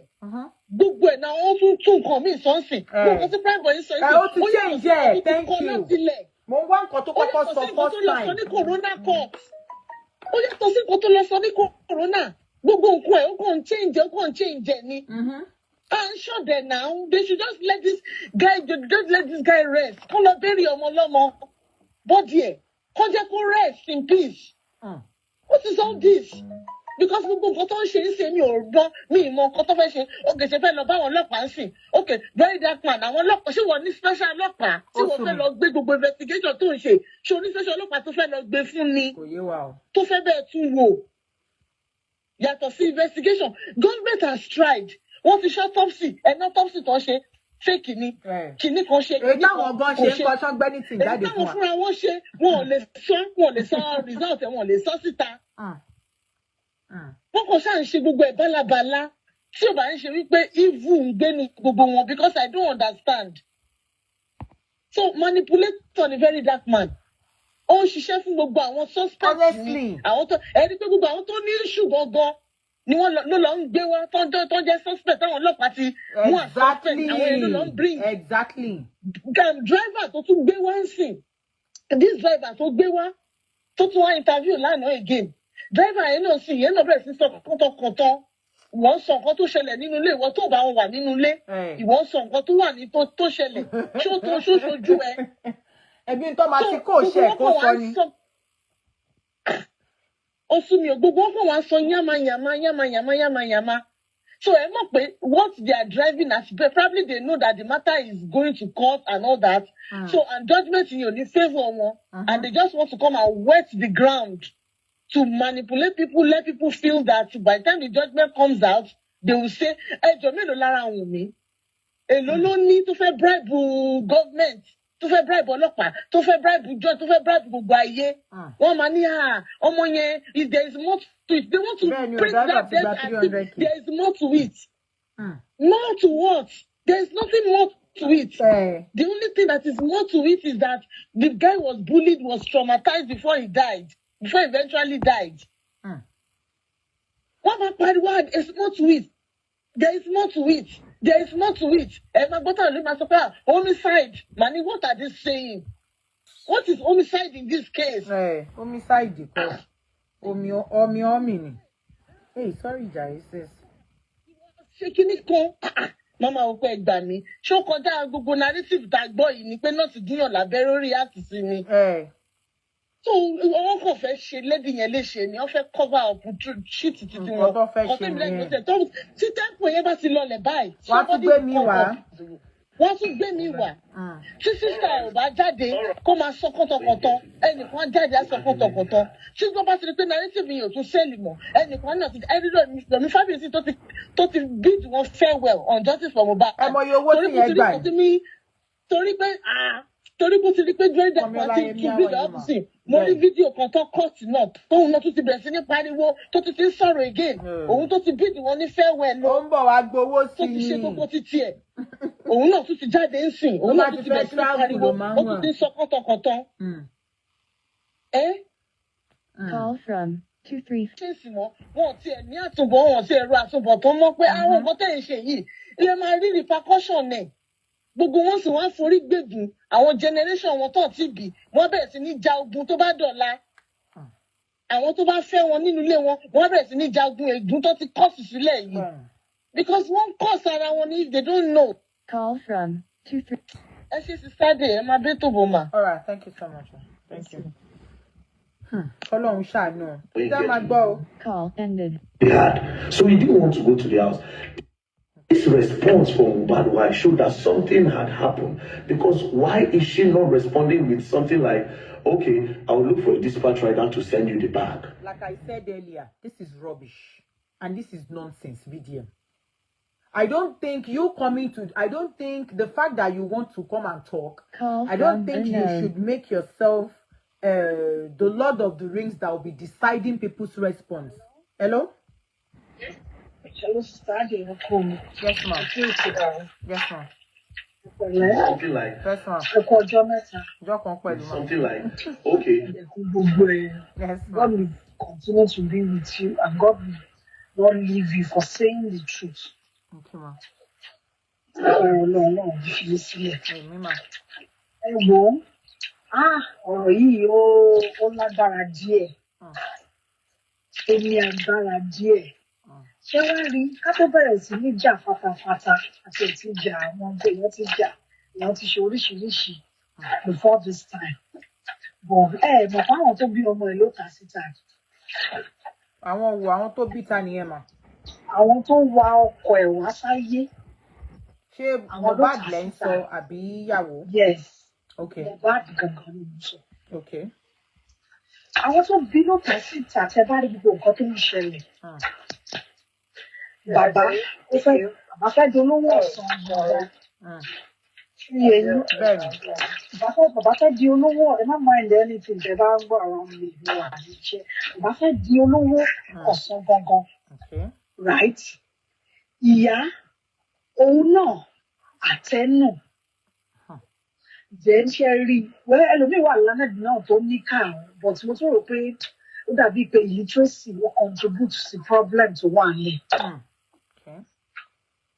Ṣé nǹkan tí mo sọ yẹ yín? Then apart from illiteracy again, the father is not a good person, the mother too.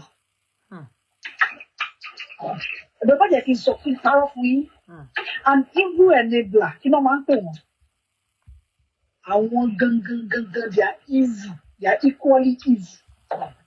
If you are not evil, you cannot support evil. O lè support evil, kò sí nǹkan tó ń fẹ́ fún ẹ láyé, o máa sọ kí nìyẹn. Because you would think about your, especially when you have your own children. Or grandchildren, àwọn kan àwọn ọmọ ẹ máa jẹ́ tó bá dọ̀rọ̀. Mo máa sọ kí nìyẹn fún gbogbo èèyàn. Wípé gbogbo ọ̀gá bá ṣe tá a bá jẹ́, àwọn ọmọ wa máa jẹ́. Máa yí ó ti di ọlá, ó ti bó ṣe wà yẹn. In fact, mo mọ nǹkan tí mo lè pé bọ́ mo reserve. Kò mind nǹkan tó bá ṣẹlẹ̀ sáwọn ọmọ nǹkan rán wọn kò rán anybody. Ẹlẹ́bí kankan kó sọ, ìwọ̀n bá ẹgbẹ́ kankan ló support ẹ̀ nígbà kan. According to what I heard, ìyá yẹn gan ti yọwọ́. Ìyá yẹn gan ti yọwọ́, ṣé kò lẹ́bí ni? Because bàbá Mohbad burú ìkání, ó mọ nǹkan tó ṣe. Àwọn ló ta ọmọ wọn síta. Kò sí bàbá àkọ́tà ilé sọ, ṣé bẹ́ẹ̀ ṣe wà ọlọ́mọdé ká dáhùn. Èyí ò ní obìnrin, ọlọ́mọdé kárí ibi, èyí ò ní faṣọ mọ́ra ẹ̀ lára. Yes, nísìnyí báyìí bàbá àti ìyá wọ́n ti fi 10 kọ̀bọ̀ gbogbo àwọn tó ti ṣépè fún ìyàwó gan rí wọ́n ti accuse ọmọ ìyàwó rí gbogbo wọn náà nìyá tí ń bá ṣe padà náà gbogbo ló ti ń bá ṣe padà like mọ́mì tó sọ̀rọ̀ ọ̀tọ̀ yẹn sọ ó ní kò sí bó ṣe lè rí nínú ayé wọ́n ní kò sí bó ṣe lè rí nínú ayé gbogbo wa láti rí òótọ́ kò sí òótọ́ ta tó ń fẹ́ mọ́. at least kó tó di pé àìsí ẹ̀tún á kọ́ mọ̀ kó tún ṣe fi ní nǹkan báyìí ní ọ̀rọ̀ tá ti ṣẹlẹ̀ tẹ́yìn nǹkan ọmọ yẹn ó ti fi àwọn oríṣiríṣi evidences sílẹ̀ ṣọyẹ yìí because videos wà bó ṣe fẹ́ máa manipulate ẹ̀ ṣe rí that guy tí wọ́n ń dárúkọ tó ń dá sínsìn tó fún fẹ́ lọ bí wọn padà yẹn mi ti fẹ́ máa ọlọ́run dárí jì mí mo bí ọmọ ti tèmi bọ̀ mi gbàdúrà rú ọmọ bíi ti that VDM that guy ẹ má wọrí dùnmẹ̀ ń bọ̀ dùnmẹ̀ ó ń bọ̀ kankan o ò lè má ṣe kà kó lè má parọ́ kó jẹ́ manipulator káyé ẹni túmọ̀ ṣùgbọ́n náà lè tá à ń bá fa lọ́wọ́ ó yẹ kó yẹ yín náà ṣùgbọ́n làwọn tá à ń bá fa tó ń sá káàkiri yìí kíní kan dẹ̀ ni mo máa ń sọ fáwọn èèyàn lè máa ń sọ fáwọn ọmọ mi nígbà tó ti kéré wípé wá tẹ́ni tí bá ṣẹlẹ̀ láyé tó bá rí lẹ́nìwé make sure you say the truth. At that time everybody lè wà against them but don't worry the truth will come out and the world will see it.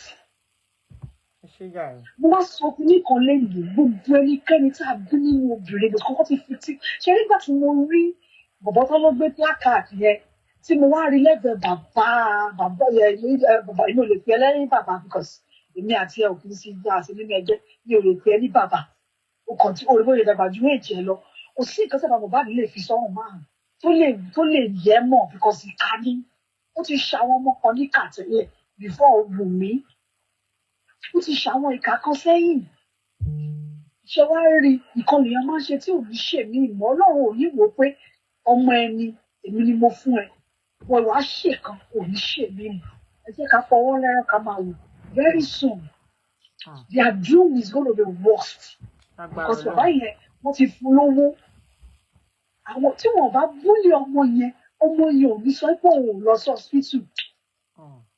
Let's accept that there is a mistake from the nurse. But about bully ọmọ yẹn, that guy will go to the hospital. Ọmọ ẹ̀ gan fẹ́ bímọ, ìyàwó ẹ̀ fẹ́ bímọ.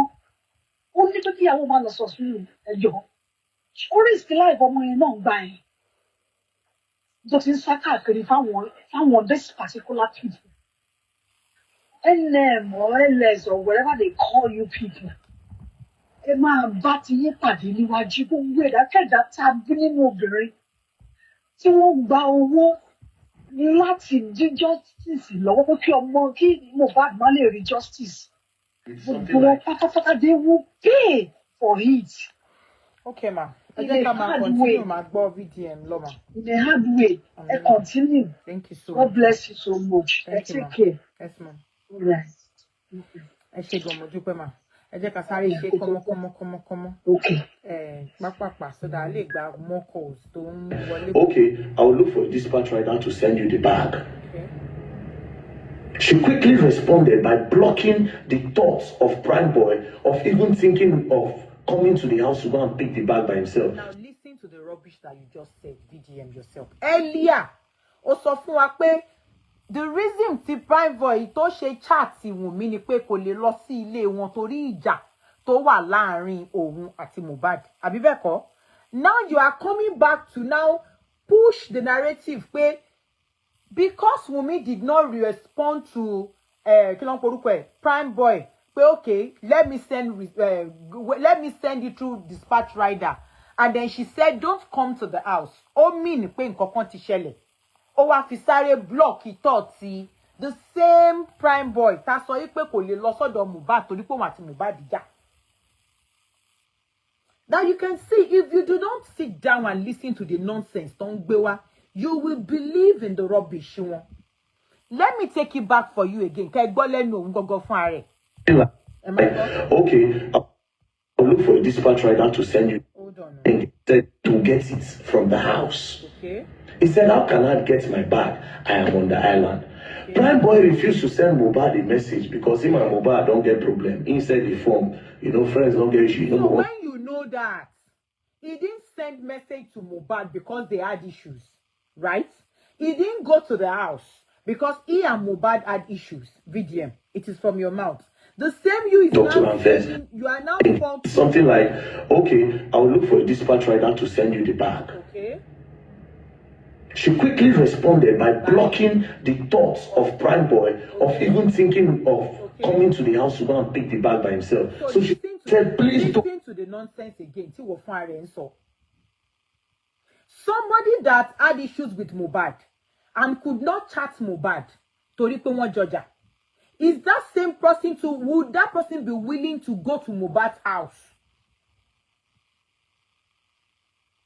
And you know, ṣé ń gbọ́ gbogbo manipulation wèrè tó ń kìbọ̀. Òun àti Mohbad jà. Kò lè chat Mohbad torí òun àti ẹ̀ ń jà. Kò dẹ̀ lè lọ sílé Mohbad torí òun àti Mohbad ń jà. Ó wá chat ìyàwó ẹ̀. Ìyàwó wá sọ fún pé, don't come now. Come here for now. Is it not the same thing? No, Lashi Johnson. Oh, so in your own manipulative sense, torí pé Wunmi ò ti sọ pé I will send dispatch rider tó máa wà convenient fún double ní títí ẹ VDM. That is why tí wọ́n fi wá ń sọ yí pé ìtumọ̀ ẹ̀ ni pé nǹkan kan ti ṣẹlẹ̀. Ó wá block ìtọ́ ti Prime Boy tí ò lè lọ sílé Mohbad torí pé wọ́n ń jà in the first place. Kò dẹ̀ lè chat ti Mohbad fún rẹ̀ torí pé wọ́n ń jà. Tó jẹ́ pé torí ẹ̀ ló ṣe chat ti Wunmi. Tí Wunmi náà dẹ̀ mọ̀ pé àwọn méjèèjì ń jà. Tó dẹ̀ sọ fún pé don't come for now. Ṣé bí báàgì ẹ̀ ló fẹ́ wá gbà inú ilé Mohbad dẹ̀ ló wà. And it's not that pé Prime Boy mo délé wọn rí. So if Wunmi had said, oh, Prime Boy, come to the house. Come and get your bag, ńkọ́. Tí Prime Boy wá dé tí Mohbad rí tó jù lẹ́sẹ̀ tán tún bẹ̀rẹ̀ sí ní nọra wọn again. The same people náà ló máa sọ fún pé Wunmi ìgbà tó dẹ̀ mọ̀ pé àwọn méjèèjì ṣì ń jà. Ó bá kúkú ní sùúrù, ó bá má jẹ́ kí bọ̀bọ́ yìí kó wá sílé yín. Àbí bẹ́ẹ̀ kọ́? This is how they go about. VDM is out to twist and change narratives. So that you people tí ẹ mọ̀ pé everybody ti gba kámú oníkálukú ti wà nílẹ̀ ńsìn. Gbogbo court case tó ń bọ̀, iṣẹ́ VDM ni pé kó wá bá yín dá gbogbo ẹ̀rù. Kó wá twist narrative mọ́ yín lórí. I will let you know, this was on the 11th, yes. A day before Mohbad died. Exactly. And the next thing after this chat, the next day, they just woke up Prime Boy that Mohbad don't die. Okay. So the last time Prime Boy spoke to Mohbad was on the show. Again, if not that something had happened, Wunmi would have highlighted reference to the quarrel they had on the show. References out. Something like, don't mind your friend, forget Mohbad, don't mind him, he's sleeping. You can come home and get your bag. But she immediately blocked the boy from coming. Think, it only means that this boy don't buy as at the time. Can you imagine the nonsense? Ṣé narration tó fẹ́ gbé wá fún yín kò lọ́pọlọ lórí. Ọmọ SS3, ọmọ GS3 gan tó bá gbọ́ gbogbo ọ̀rọ̀ yìí, á mọ̀ pé this is nothing but what? But rubbish. So they don't have anything again other than twisting and manipulating you all. Decline. Ẹ má bínú. I'm trying to sort out to issue TikTok. Sorry, I'm doing TikTok. Sorry, please. I'm so sorry. Ẹ má bínú. Ẹ má bínú ẹjọ́. In order to, the problem I'm having is most of the time couldn't see number. Okay, let's see. Okay, bye. As long as you guys can hear me. Narrative with you. Don't buy as at the time. That's a big lie. if you say, and it's a pity that I don't know, and honestly speaking, I don't mean to dey help wa ní country wa, to lè liberate wa, to lè jẹ́ kí a rí a lot, ká lè differentiate téèyàn bá ń parọ́ tó manipulate wa. Gbogbo tí VDM sọ, everything VDM is saying here is nothing but trash. He just needed something to manipulate and twist the whole thing around. And that's what he's doing. This message, this is a clean, clear message. Shut up. This is a clean, clear message. We all know what happened between Panboy and Mohbad. As a man, as a woman, thank God me. And you know, Joko, a painty scenario yẹn fúnra yín. As obìnrin, ìwọ àtọ̀rẹ́ ẹ wà nínú mọ́tò pẹ̀lú ọkọ ẹ̀. Ìwọ àtọ̀rẹ́ ẹ wá ń jà nínú mọ́tò. Ọkọ ẹ try láti stop ẹ̀yin méjèèjì pé àṣebọ̀rẹ́ ẹni yẹn yé jà náà, kí ló dé? In the process, ìwọ tó jẹ́yàwó, o fẹ́ eat ọ̀rẹ́ ẹ, bóyá o wá fọwọ́ gbá nǹkan, ọwọ́ ẹ ń gbẹ́jẹ̀.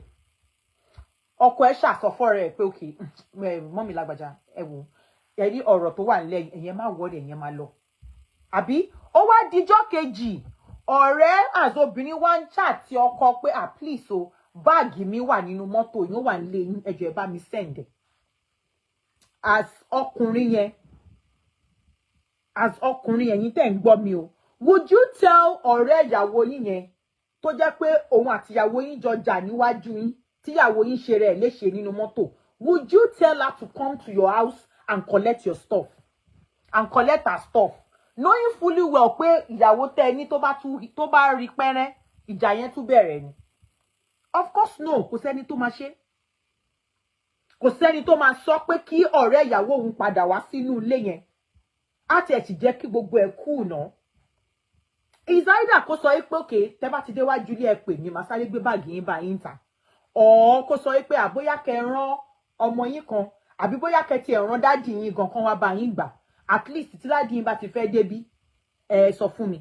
But kò lè ṣẹlẹ̀ láíláí pé immediately the second day tí issue yẹn ṣẹlẹ̀ ni asọkùnrin, you will open your door for your wife's friend that both of them fought in front of you tó jẹ́ kí ìyàwó tí yín ṣèṣe. I don't think any reasonable man will do that. Ká tó wá sọ pé àwọn obìnrin. Ṣé mo pa àwọn obìnrin gan tiwa gan brutal jọ ọkùnrin gan lọ. Ọkùnrin mi sì lè wò pé okay, kò sí problem mommy, bóyá mommy Kadija kò sí problem, ẹ sọ fún mi. Ṣé ti dé bi ilé, okay, ní sùúrù, ẹ má jẹ́ kí ọ̀rẹ́ yín mọ̀ pé wá surround o. Ẹ ti mọ orú ọ̀rẹ́ yín o. Kó dẹ̀ sáré drop bag. Or kó fi rán maid, or kó fi rán ọmọ kó wò pé okay, go outside there. Mommy Lagbaja is waiting. Go and give her. But he would never allow the friend to ìyàwó ẹ̀ kó wá sínú ilé yẹn tó mọ tó ṣẹlẹ̀ a day before. It's never done. Àwọn obìnrin náà dẹ̀ kẹ̀rẹ̀ tí wá gan ló ga jù. Torí ẹni tó bá bọ́kọ mi jà níwájú mi sìn, tó lù tó yọ eyín ẹ̀ kan yọ, tó jẹ́ ṣojú mi lọ́ṣọjọ́ gbá blow, tó fọ́ eyín ẹ̀ kan. Ṣé tó wá pè mí níjọ́ kejì pé adíadì, ó dẹ̀ jọ nígbà tí màá tọkọ ẹjọ́ nọra wa lánàá yẹn, tí ń fọ́ eyín ẹ̀ lánàá yẹn. Má gbà mí, aṣọ mi àti bàtà mi má wà nínú mọ́tò yìí. So, as a wife, do you think I will now tell him pé okay, yes, you can come and collect it? Tí mo dẹ̀ mọ̀ nǹkan tó ṣẹlẹ̀ láàrin òun àti ọkọ mi lánàá tó nà tó kán eyín ẹ̀ kan, mo bèrè. Kò sẹ́ni tó lè ṣe, gbogbo wa tẹ́ ń gbọ́ mi lẹ́nu àtobìnrin àtọkùnrin, ó mo ṣe scenario yẹn pé tó bá jẹ́ àwa, ẹ jẹ́ má pè yín, this TikTok wàhálà. Tó bá jẹ́ pé àwa aṣọ́bìnrin, kò sí 1 month, that ọ̀rẹ́ will not come to my house 1 month. Kò tí ní wá sí inú ilé mi lóṣù kan. Kódà kó ti tán nínú ọkọ mi, ó sì máa wà nínú mi pé ṣojú mi ló ṣe fọ́ kọ mi lẹ́sẹ̀ tó yọ eyín ẹ̀ kan. Kò tí ní wọlé. Tó bá wá chat mi pé ládìẹ̀dẹ̀ bàtà mi máa wà nínú mọ́tò yín jọ, bá mo ṣe lè get ẹ̀. Of course èmi náà ló lè chat. Àfi tó bá pẹ́ lómi wà nínú ilé tó máa bá sọ̀rọ̀ pé jọ wo sáré bá mi mú bàtà yẹn jáde, má jẹ́ ká tọkọ àti ìyàwó má jẹ́ kán gbọ́. So this thing is practical. It's a practical scenario. It's a practical scenario. Tó jẹ́ pé ìyàwó tó fẹ́ gidi fún ọkọ ẹ̀, nǹkan tó máa sọ náà nìyẹn. Ó máa sọ pé no, don't come for now. Tìyẹn ló máa wá sọ pé no, I'm not coming. Please, I will only stay. I will only be at the street or the first house to your street, please. Or I will Oshama sorry okay, I won't come to your house. But okay, I'm going to send my driver. Can my driver call you? You know, Boba Sheri. Tadejo ma sọ pé okay o, ma ní kí driver, okay, pé ẹni kí driver yín wá. But ẹni kí driver yín kó má wá síwájú ilé mi o, torí tọkọ yín lọ́kọ mi bá rí, ó lè lọ fọ́ mọ́tò yín pẹ̀lú bínú, ẹni kó má wá. Tó bá ti dé sí street yẹn, ẹni kó pè mí. Masare ní kọ́mọ kan bá yín gbé wá. Adẹjọ́ máa jọ arrange bẹ́ẹ̀ ni yẹn ṣe máa gba mọ́tò, ó ṣe máa gba ẹrù ẹ̀. But nobody ni mo sọ, either ọkùnrin, either obìnrin. Òun ni irú nǹkan tó ṣẹlẹ̀ láàrin Primeboy àti Mohbad máa ṣẹlẹ̀. Tó máa wá sọ pé ìjọ́ kejì kí ọ̀rẹ́ yẹn máa bọ̀ nínú ilé àwọn. Ẹni tó bá ṣe irú nǹkan bẹ́ẹ̀ yẹn, anything bá happen sí ọ̀rẹ́ yẹn látọwọ́ ọkọ ẹ̀ àbí ìyàwó ẹ̀ tó mọ̀ pọ̀jọ ní issue, ìwọ tó ṣílẹ̀kùn fún ẹni yẹn ló jẹ̀bi. For instance, if Wunmi had said, okay, Primeboy, okay, you can come, don't worry.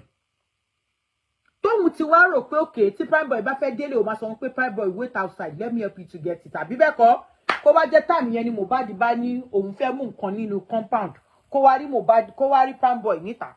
Ẹ sọ fún mi, ṣé ẹ rò pé bóyá Mohbad ò tún ní sọ fún pé nínú ilé mi lẹ́yìn tó jẹ́ ìṣeṣe wọ́n bá tún bẹ̀rẹ̀ ìjà. Ṣé ẹ rò pé irú nǹkan bẹ́ẹ̀ yẹn ò lè ṣẹlẹ̀? Ọkọ tiẹ̀ jẹ́ pé ibi tó ti ń bá wá ẹrù ẹ̀ káàkiri, Mohbad béèrè pé kí ló ń wá, ẹrù Primeboy ni mò ń wá, research rider kan wà ń tà tó fẹ́ gbé. Do you think pé Mohbad ò lè fi bínú gba ẹrù yẹn lọ́wọ́ ẹ̀ pé ṣé o gbádùn? Kó mú kó fling ẹ̀ dànù torí pé wọ́n jọ bínú. Ọkọ sọ fún pé tó bá gbé ẹrù yẹn jáde nínú ilé yẹn ló máa wà, sọ fún pé kó máa bọ̀ kó wá gbé tó máa bìdá. Do you think Mohbad cannot do that as well? Tó bá seize ẹrù yẹn lọ́wọ́ Wunmi ibi tí yẹn ti sọ pé òun fẹ́ kó lọ fún dispatch rider, tó bá gbà lọ́wọ́ ẹ̀ tó sọ fún pé padà pé tó bá bí ìyá ẹ̀rẹ́ kó wọlé kó wá gbẹrù ẹ̀. Do you think pé irú nǹkan bẹ́ẹ̀ yẹn náà lè ṣẹlẹ̀? Ṣé rò pé irú nǹkan bẹ́ẹ̀ yẹn náà kò lè ṣẹlẹ̀ láàrin wọn?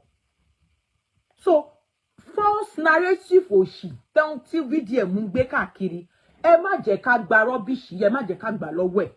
We are all too smart for one person kó believe pé nǹkan máa jáde máa spill jargons lórí ẹni ẹlẹ́ni.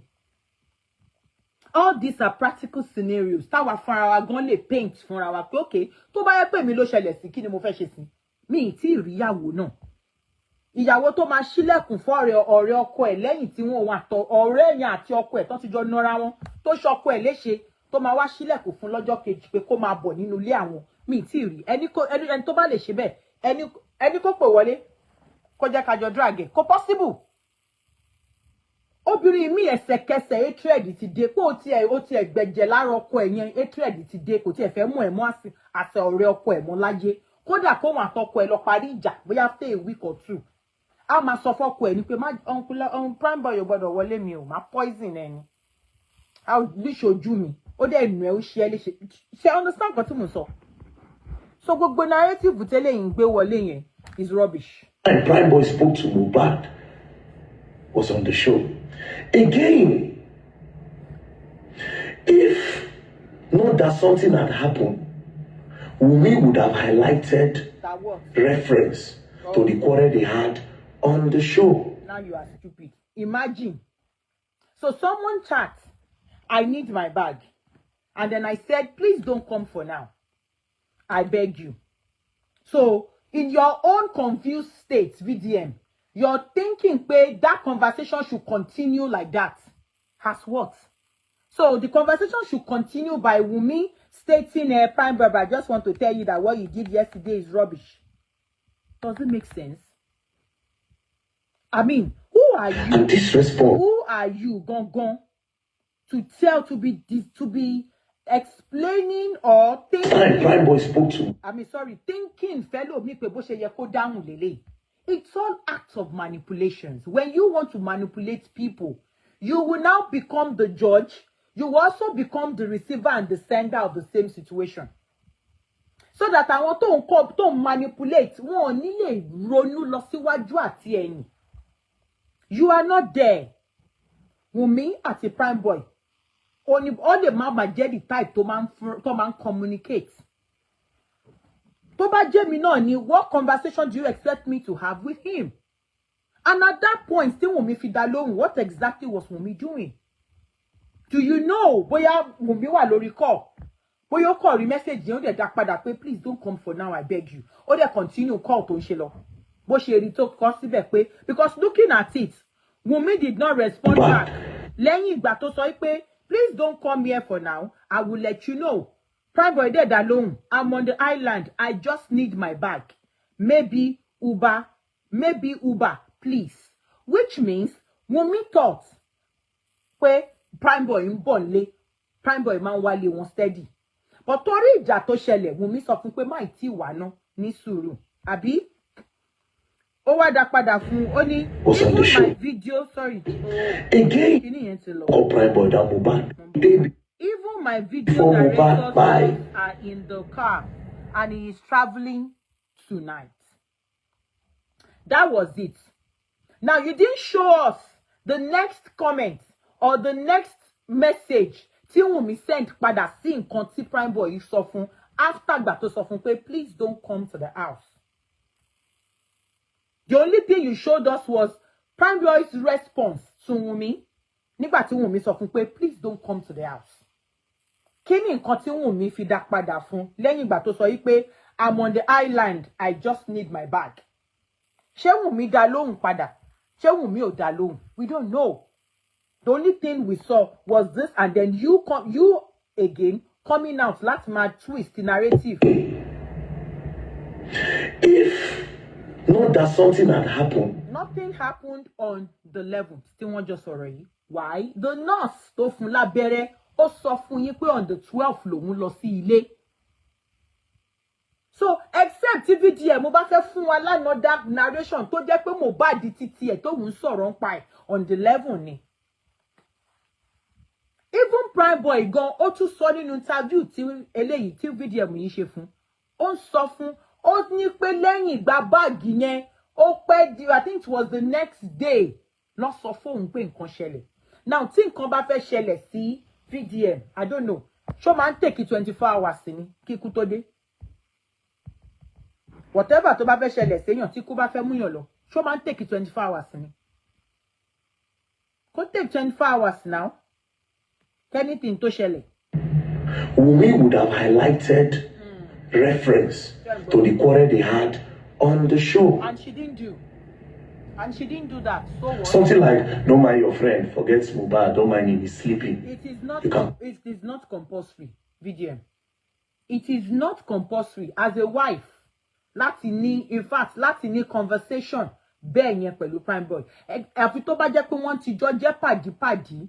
Primeboy dẹ̀ sọ Olóhùn àti Wunmi ò fi bẹ́ẹ̀ close. So somebody like me too, I may not do that. In fact, Wunmi gon try tó fi dá lóhùn. If you ask me, tó bá jẹ́ pé èmi ni, mi ò ní dá Primeboy lóhùn. Mi ò ní dá lóhùn, bá jẹ́ kí message yẹn wà bẹ́ẹ̀ ni.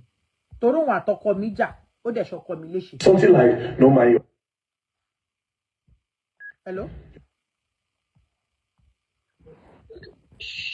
Hello? Hello, sis. Yes, ma'am. Ẹ kú ẹja. Ẹ kú ètò yẹ. Ẹ má bínú ẹ jọ̀ọ́, mo fẹ́ dá sí ètò yìí. Okay, ma'am. Okay. Ṣé irú time tó lóun pe Wunmi yẹn, according to àwọn tó lọ sí show ní night, tó dẹ̀ mọ̀ pọ́n ṣe show mọ́jú tẹ̀lé tó fa wàhálà tó yẹn mọ́jú. Ṣé irú time tó pé yẹn, kí ló expect kó fi down, number one? Tó bá tiẹ̀ máa dáhùn ṣe mọ̀ pé time tó bá tó rí, bóyá time tó ń mẹ́sàgì Wunmi gbogbo wọn yìí sùn lọ́wọ́. Ó lè jẹ́ bẹ́ẹ̀. Lẹ́yìn ìgbà. Yeah. Ẹ̀tọ́ tún tọmọ lọ́wọ́. Exactly. Nígbà tó ń ṣe gbogbo wàhálà ìwọ̀n tán kó tó tọ́jú ara wọn tán. Gbogbo argument wọn wípé o ṣe jà kò yẹ kó jà nírúbẹ̀ yẹn. Ṣé ẹ understand? Bẹ́ẹ̀ni. Nígbà tó dẹ̀ jí, ó tún wò wípé kíní pressure yẹn ó sì kò tí ì lọlẹ̀ lára ọkọ òun. So ó dẹ̀ pé ó wá dẹ́ lóhùn pé máyì tí ì wà o. Ẹ jọ ṣé issue wà nínú yẹn ni. Àwọn tí ò gbádùn. ẹ tó náà ti compromise ìkẹ́ nurse tó ti fẹ́nu ara ẹ̀ sọ gbogbo nǹkan tó ń ṣe kò deny ẹ̀ èrò wà nínú ilé ìwòmí nìkan kọ́ ló chat níjọ́ yẹn so kí ni issue ṣe rí i pé bọ̀bọ̀ very dark man àbẹ́wò náà pé yẹn tó rán ti ń gbé gẹ́gẹ́gẹ́gẹ́ ń sìn ó ti ń gungi ó ti fẹ́ rí kọjá ìwé igi ewé dúró ìmáwó. igi ewé dúró gbàgbà. So mo ní kí n bá ṣètò ní ẹkún ètò mà. Yes ma. Yes ma. Ó máa bá wa ká. Yes ma. Thank you ma. Yes ma. Okay, ẹ jẹ́ ká máa gbọ́ VDM the judge lọ. Oní narration. Who like Ubugoma? Something like, don't mind your friend, forget Mubad, don't mind him, he's sleeping. You can come home and get your bag. But she immediately blocked the boy from coming. Think, it only means that this boy don't buy as at the time. That's a lie. Now, how did Prime Boy get his bag? Prime Boy then reached out, after she sent him this message, Prime Boy then reached out to a guy named Lifestyle. Okay. Lifestyle then said, I have seen your bag. Okay. And I said, but I am leaving the house now. Lifestyle left. Now give Prime Boy a number of somebody in the house. Now that person now went to the house to collect the bag. They didn't let the person enter. That is Prime Boy's road manager. They didn't let him enter the house. They gave him the bag outside and he turned back. I am convinced say Mohbad died on the 11th. You are still spilling rubbish, VDM. Because make it make sense. Somebody that I don't know wants to pick Prime Boy's bag in my house. I'll be very there for my house. So you think in your own confused state, I should open my door for somebody that I have not met, that I don't know? I'll be back all because when mo fẹ́ welcome. Leaving the house now. So, Prime Lifestyle left. I'm coming on. Talk to a guy named Life. This boy don't buy as at the time. Now, how did Prime Boy get his bag? Prime Boy then reached out, after she sent him this message, Prime Boy then reached out to a guy named Lifestyle. Okay. Lifestyle then said, I have seen your bag. Now. And I said, but I am leaving the... Lifestyle lives with Mohbad or was with Mohbad, was in that house that day. The same way that you are accusing Mohbad's wife, Wunmi, that she purposely blocked Prime Boy for coming to see whatever that happened or whatever. Don't you think lifestyle that Prime Boy chatted after should have told Prime Boy Prime Boy mawa? I don't know if you understand me or will be understand for someone so.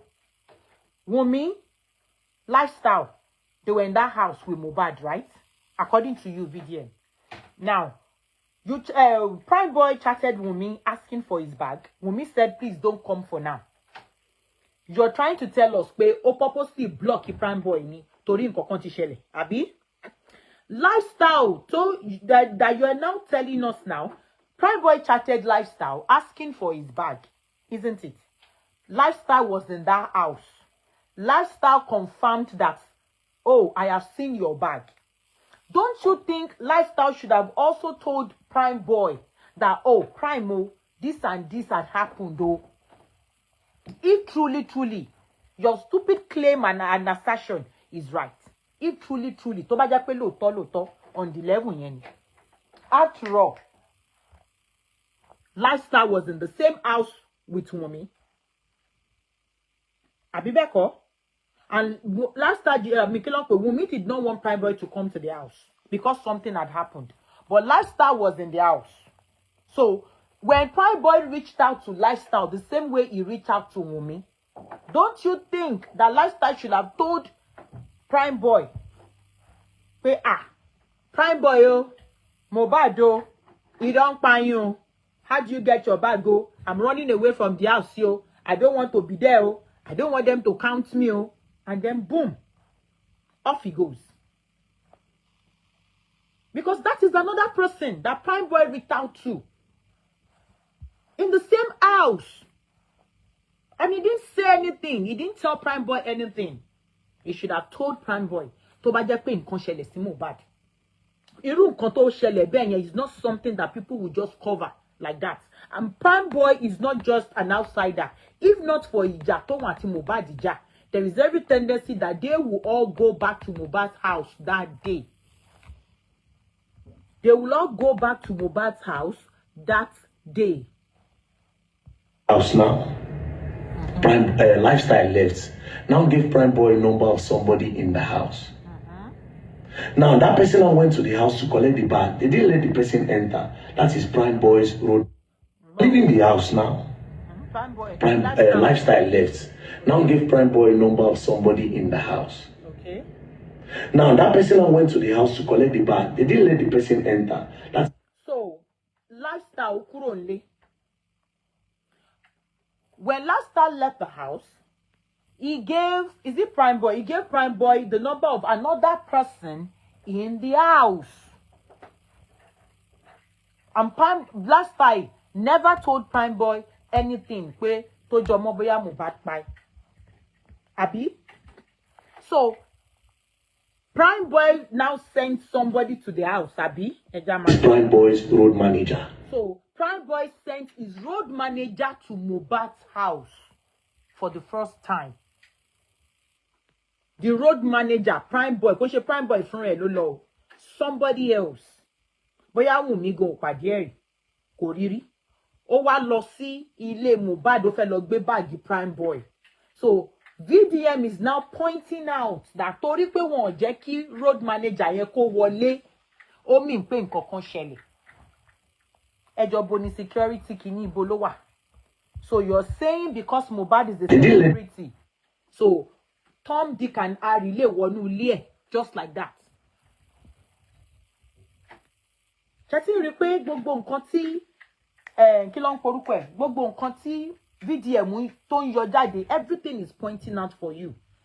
On this whole issue is nothing but trash and nonsense, of which there is no security agency, there is no police officer that will sit down and be listening to this nonsense. The only person tó lè ṣe náà, òun náà rèé, and orí Facebook náà, orí social media náà ti lè máa spread the rubbish and nonsense, don't spread káàkiri. Because no sane person ló máa jókòó tó máa gbọ́ nonsense yìí tó dẹ̀ máa rò pé point wà nù ẹ̀. Prime Boy's road manager ni Prime Boy ló send finally to go and collect his own bag lọ́wọ́ ẹni tó wà nílé tí Lifestyle fún ní nọ́mbà. So when he got there, what do you expect? So they should open the door for Prime Boy's road manager to come in and sit down. Sit down like a perfect gentleman, or sit down like the odogu that he is. Sit down in the living room, watch television. In fact, you will have even told them to give him a glass of Coke or a glass of apple juice or orange juice to step down. All because of what? He is in Mohbad's house. Use your brain, VDM, at times, when you come out to gush rubbish. Why should Wunmi or anyone open the door for an outsider, for a stranger? All because Prime Boy ló rán wá. Don't forget, Prime Boy himself cannot even walk into that house that day because he had issues with Mohbad. More reason why whoever is coming to collect whoever's bag will have to stay outside. Now, we all are not in Mohbad's house. Do we know what Mohbad has been saying? Petimba mu Prime Boy ma ṣe léṣe, ma fọ́ orí ẹ̀, kotimba mu tí ma ṣe fún. For everybody to be like, ẹ má jẹ́ kí Prime Boy wá for now. Inú ń bí ọ̀gágun lọ́wọ́. So you coming out to say, Prime Boy's road manager was not allowed to enter. It means that something has happened. Use your brain. Nobody will open their door for an outsider. Nobody will open their door for a stranger. Of which it is not even Wunmi's number that the road manager called. Excuse me. Sorry, please. It is not Wunmi's number that the road manager called. It is the number of somebody else in that house. Now, the somebody else in that house, ask yourself, VDM, do you think that person has the right to open the door for a stranger to come in? Do you think so? Because tó bá jẹ́ mi náà ni, hello Adejo, èèyàn kan bọ̀ wá gbé báàgì prime o, tó bá ti dé ó máa pè ẹ́ bá mi gbé fún. I don't need to open the door for him to come in. All I need to do is to get Prime Boy's bag, then ask him when he calls me to say, Ademuti wa ń ta lẹ́yìn o. Okay, ṣé wọ́n ló ń bọ̀ wá gba bag? All right, no problem. Are you out now? Hold on. All I need to do is to pick all the bags, whatever load you need, carry the bag from the house, open the door, go out and give him the bag. Mission accomplished. Say go be. No more, no less. I don't need to open the door for the road manager to come in and sit down while I now go to pick Prime Boy's bag. What if Mohbad now sees the person and say, hello, who you be? Or if Mohbad now recognizes the guy as Prime Boy's road manager? What if Mohbad now sees the guy and say, Other Prime Boy, come over to what are you doing here? Get out of my house. Get out. Do you think he can't do that? Because he's still angry. I came to pick Prime Boy's bag. Prime Boy's bag, you want be egbe for me. Now tell your Prime Boy, if them born him well, make him come collect him back. Oh yeah, get out of my house. Do you think he can't do that? So please, VDM, I beg. All these are just trash. But trash. They didn't let the person enter. That is Prime Boy's road manager. They didn't let him enter the house. They gave him the bag outside and he turned back. I am convinced say Mohbad died on the 11th and not on the 12th. And that video where they carry that boy, Mohbad is there. That's him. Don't cool down. Don't think about how to go about it. So the boy actually died on the 11th based. According to VDM's story, VDM is coming out to tell you all that stuff that you've been listening, that you've been hearing over and over for the past 1 or 2 years. They are all trash and lies, that you should come and believe his own stupid narration. That the boy died on the 11th and not on the 12th because Prime Boy was not allowed to come in to pick his bag and his road manager was not allowed to step into the house to pick Prime Boy's bag. So therefore, Mohbad died on the 11th. How does that make sense? How does that make sense? How? Actually died on the 11th. Who did the nurse? Who did the nurse now? Who did she saw that day? Who did the nurse came to treat on the 12th? Abi nurse no kò rántí nǹkan tó ṣẹlẹ̀ mọ́. Nurse no rántí date. Are you saying Mohbad's dad too did not remember the date again? The date they called him, the day or date they called him to say this and this has happened to Mohbad. He didn't remember the date as well. When they went to, Tonfelosin, are you saying a lot of people to cover won't date him? It is you that now know that you want to now paint the scenario for one thing on the level local. And what are your reasons? Because Prime Boy that had issues with Mohbad was not allowed to go in and pick up his bag. Number 2, the road manager that actually eventually went there was not allowed to step into the house. So if he had stepped into the house, what would have happened? He will have seen Mohbad's dead body and come out and say, he don't die, you. Even if anything happens, do you think they can't, I don't want to start painting scenarios. But all this is just trash. Based on this chart and based on how convinced I am. Now, my question is this, and this is why I say the police have been compromised. The police that were in charge of this case. Why did they arrest Prime Boy? The only reason why I think they arrested Prime Boy was to divert attention from the truth. And what is the truth? Because go back again.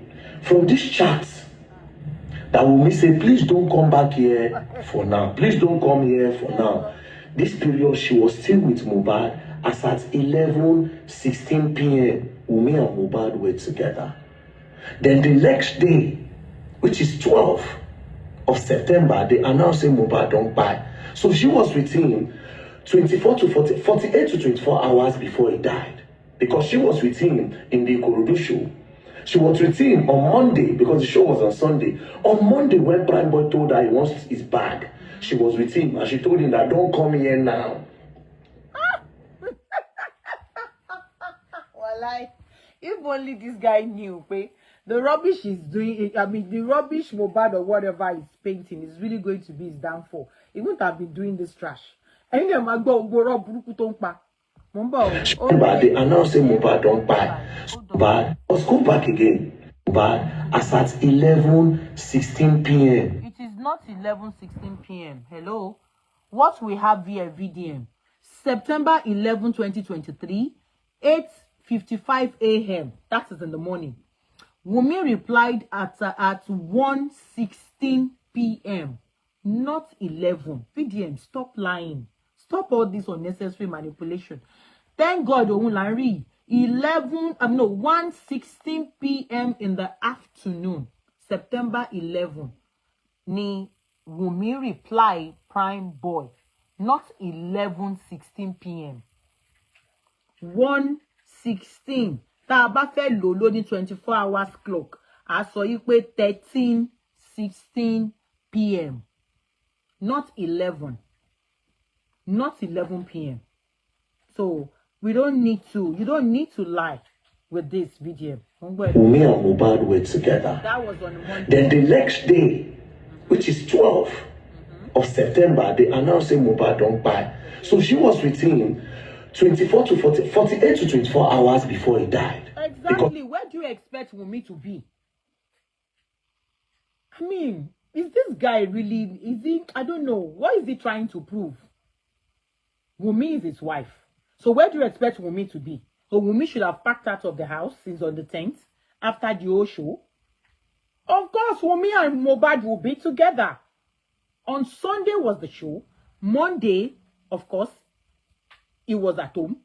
Tuesday, he was at home before the nurse came, and then, the rest was history. So where do you expect Wunmi to be? Oh, Wunmi should go back to go and visit her sister, or she should have gone back to her parents' house on Sunday. Abi on Monday, she should have gone back. When it's not as if she's doing weekend visits. I'll come on Friday, I'll go on Sunday. Abi o mommy Aduke Ade Aroki Shaya. God bless you for that. Oh, Wunmi, like, how are you? So everything that this guy is saying, he is just manipulating. He's just twisting things around you guys because he believes he has that aura to talk, and then, whatever he says. Oh, what's happening? Something has happened to my TikTok. So whatever he says, he believes that 100% people will accept him. Everything he's saying here makes no sense. Wunmi is with him 24 to 48 hours. Yes. They live in the same house. Nobody can question that. And that is not a yardstick. And that is not something you want to draw out and say, hey, this is why I say, She was with him in the Ikorodu show. She was with him on Monday because the show was on Sunday. On Monday, when Prime Boy told her he wants his bag, she was with him and she told him that don't come here now. Then she was also there when they announced Mohbad don't buy. Exactly. Now, if you are asking why Prime Boy is showing this chat now, understand that Prime Boy was arrested and detained for 4 months. For 4 months, Prime Boy was detained. They didn't have a reason for detaining him. When they released him, there was no charge, there was nothing. It's very, very obvious that whoever is the IPO in charge of this case was compromised. Based off on this message, I think challenge the IPO of the case. Say you were compromised, my brother. Because this chart clearly shows, say Mohbad's wife, they with that boy audio, so she can tell us what happened to the boy. Again, I would like to mention. And Wunmi has been out so many times to explain everything that happened on that day. I don't know what else you want. You want this lady to say. I don't know. That's the main reason why a lot of us decided to stay clear that case. Because by the time we saw all different narrations coming in and out, we'll just be like, this is going to be a dirty one. Let's just be out of it. But not when the whole thing, back and forth, up and down, fight on fight, abuse on abuse. This whole thing has been trashed. You now coming out again, bringing stupid narratives again. It makes people like us be like, what exactly is your problem, VDM? Why do you believe in coming out, twisting things just because and we could see that you're trying everything humanly possible to help your friends. We've seen you with them in clubs. In fact, shaking hands, like doing your clocking, identification, handshakes and all that in the clubs and all. So we understand the game. But what we are saying is, everything you're doing now, it's like, I don't know, maybe you don't have a lady friend that could sit you down and let you see that you are only digging your own grave stylishly. Because it will get to a point, you will bring a case and nobody will listen to you anymore. Why? Everything you're saying on this Mohbad issue, we all can see that it's all about twisting, manipulating, just to what? Paint your friends. Paint them good. The same video, the same stuff you did for Sam Larry. Until people brought out video where Sam Larry was saying, Slatan Malonti eleyo le kuro bi iya o de he came with a cane. So if I may ask, you came in with a cane where Mohbad is, and then you're telling us you came there to play with him. What kind of play is that? If you notice, VDM is not saying anything on that stuff anymore. He only said, I give you 10 million for anybody that can give me the full video.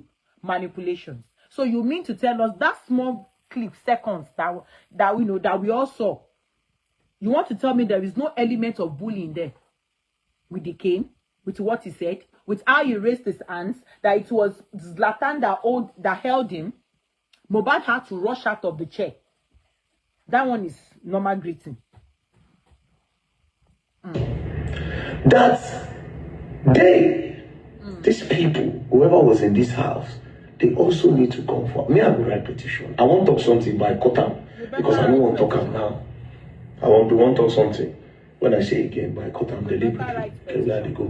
I don't want to talk them now. But please, like I said, watch this video with an open mind. Don't watch out with anger. Oh, very dark man will win the case. He brought DNA. Please, let's trash that out. And justice for the boy we still there on. I want to believe that these people that waiting they want, nothing happen. They won't make the case naturally die down. They were not looking for justice for Mohbad. They were looking for the best way to cover up what really happened to the boy. That's why they say Prime Boy beat him, Prime Boy hit him, Prime Boy wound him.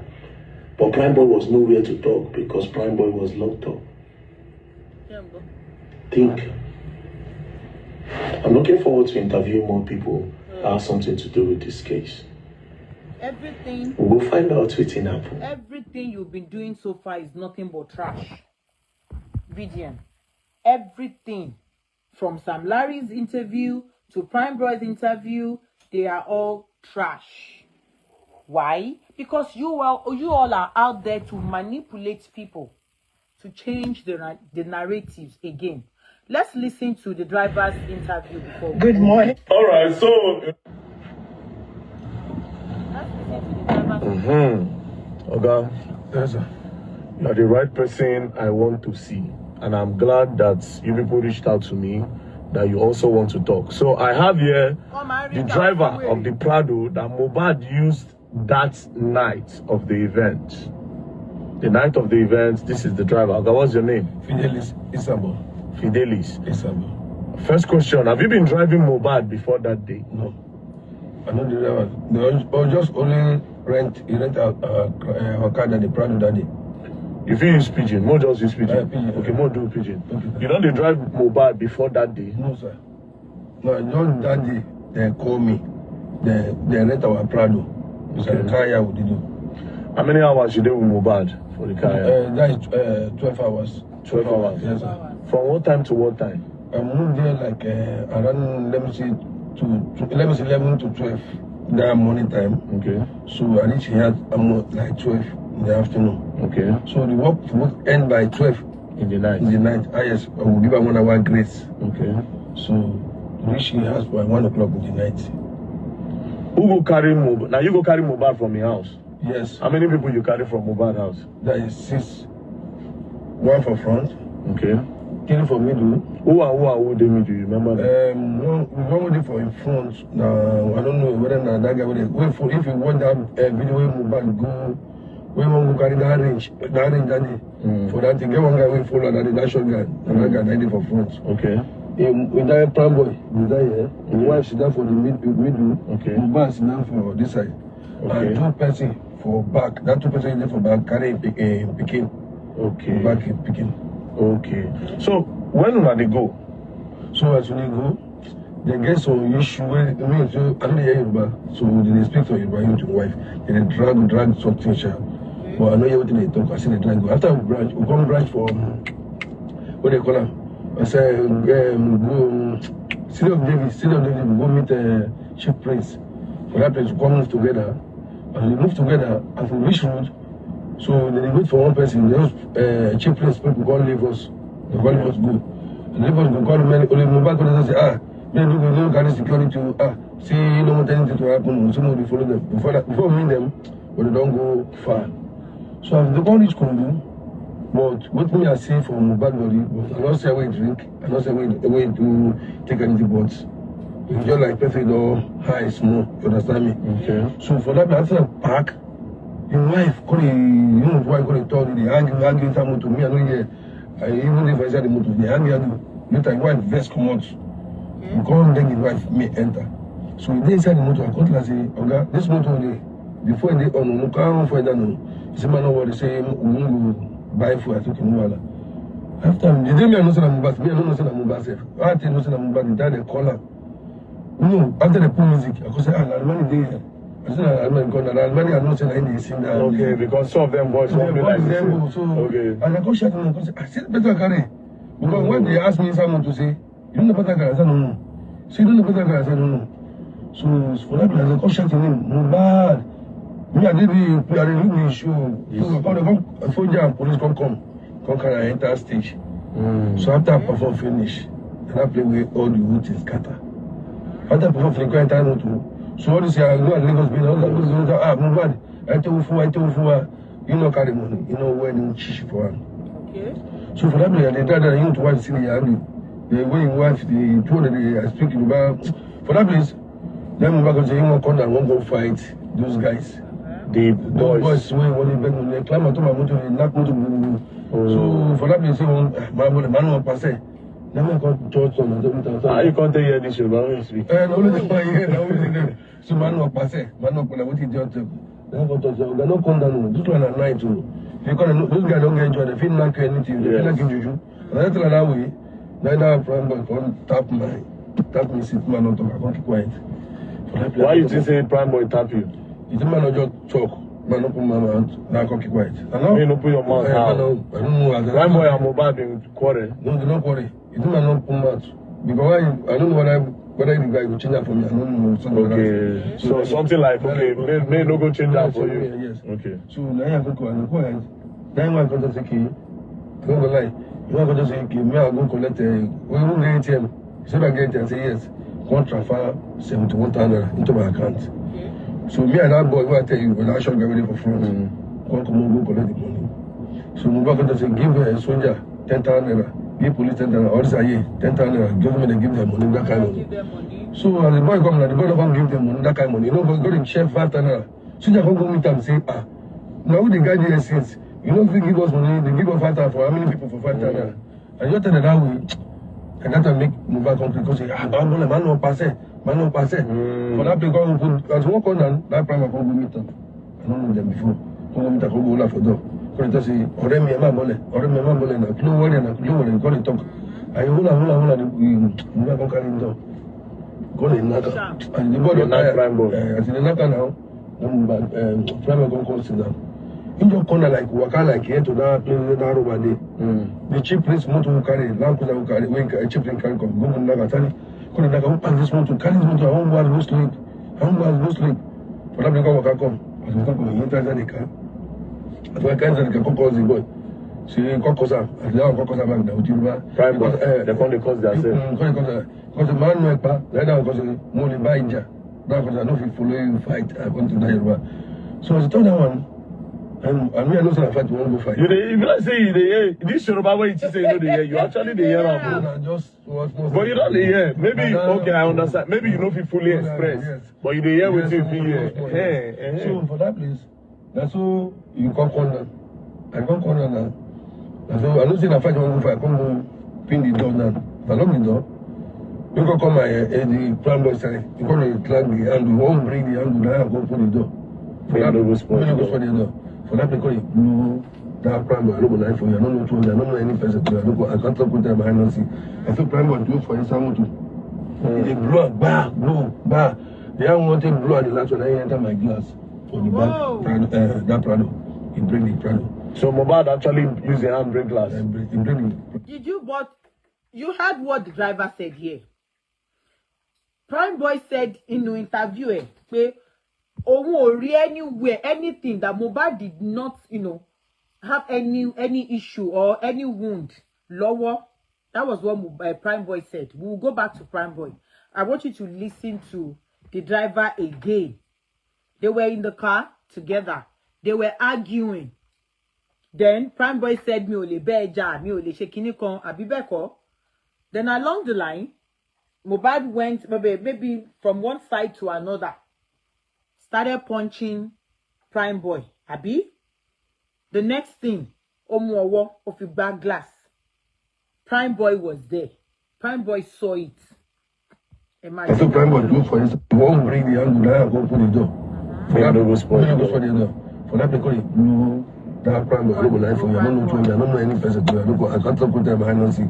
I saw Prime Boy do for instance, they blow, bah. They have one thing blow at the last one. I enter my glass for the back, that Prado. He bring the Prado. So Mohbad actually use the handbrake glass. He bring the Prado, the glass. So they bring the glass, they think that for the but the injury don't reach like this. My own, I don't show that one kill him. My own, like this injury. Say. Okay, so you no big reach this one. No big this one at all. That one a crash. Just small. But the Prado glass break. It break. The glass scatter. But it's scatter now. Wait, it's scatter means say big hole day. Big hole they find they can't and the two and a half leg it can't scatter, everything can't scatter, nothing they again. Okay. So you can't get injured in that place, then the boy can't run. No, that two Prado carry that day. The other Prado dey for front. They don't really ask what happen. They follow that front but they fight bang. They follow enter stage and the soldier come out. Before that play chief come. Call the answers, including why they fight, including now. Why you see when chief priest the answer. When they say no. The boy go chop and say, you go kill the boy, say. That's the same saying go kill him. Let's go. The driver's version. It's okay. In Monty VDM, fẹ́ gbà no rubbish and nonsense tó ń gbé jáde káàkiri. Check any ẹlẹ́ni lọ sùn. Gba kádàrá. Nothing do for you now. Oh, the wife called the defense Prime Boy now. So they talk. So God boy, me and mama say, when they find the person in the hospital, later me to the hospital we go that night. Okay, based on the wound we get for you. So no come go to the hospital. For so come they go and go face house direct. And they go, but I don't go lie for you, my brother. What in wife? The wife for example, if that me. My wife, I don't go lie for us. Me against more, no say against but I was better for example too. What you should do am? You know, you see the corner, olórí burúkú. Even after I know. I tell you, olórí burúkú. Eye tó tán kílóní. Èkó lè tẹ eye tó tán wọ́n ti gẹ̀ẹ́ta àbẹ̀ ọkọ̀ tẹ̀lé bá kílóní àbí ọ̀sán mi. Ṣé kílóní? Ọlọ́dọ̀pọ̀ la bá mọ́mí mi. Ayé àná owó. Ṣé máa gómìnà tó màmá? Make borrow money. Mama come borrow me 200, 500 àbí 200 náà. Na yín kọ́ lè mú bá wọn sẹ́ if I will give you mama 5 million. Mwa, $1 you know somebody now. $1 say one day we look have a clothes. By this time, Prime Boy still in the motor. Prime Boy don't go. So you don't hit Prime Boy, beat her. Prime Boy don't go. So for that place, Before you continue, Prime Boy, give Mohbad any blow. You not touch him at all. And he plan, I thought he did for that motor. Okay. You know, this he bend and he blew up. He just bend like cover face. Okay. When they make that boy run, you see, I don't hear that glass. Barra. Minister was shocked. I think I bought swing break. I mean, I make that run. I make Prime Boy run. I said, no, me, I mean, I'm not gonna, you know, I said, run, and I told those people don't ask at all. They follow the blood. So for that, we reach now. For Tom, you say no continue from the Mohbad wife now. You say she's called insultant, very insultant. I don't like for you. They shout when I say, hey, Mama Brown, 200 naira. So like you, go to so like you.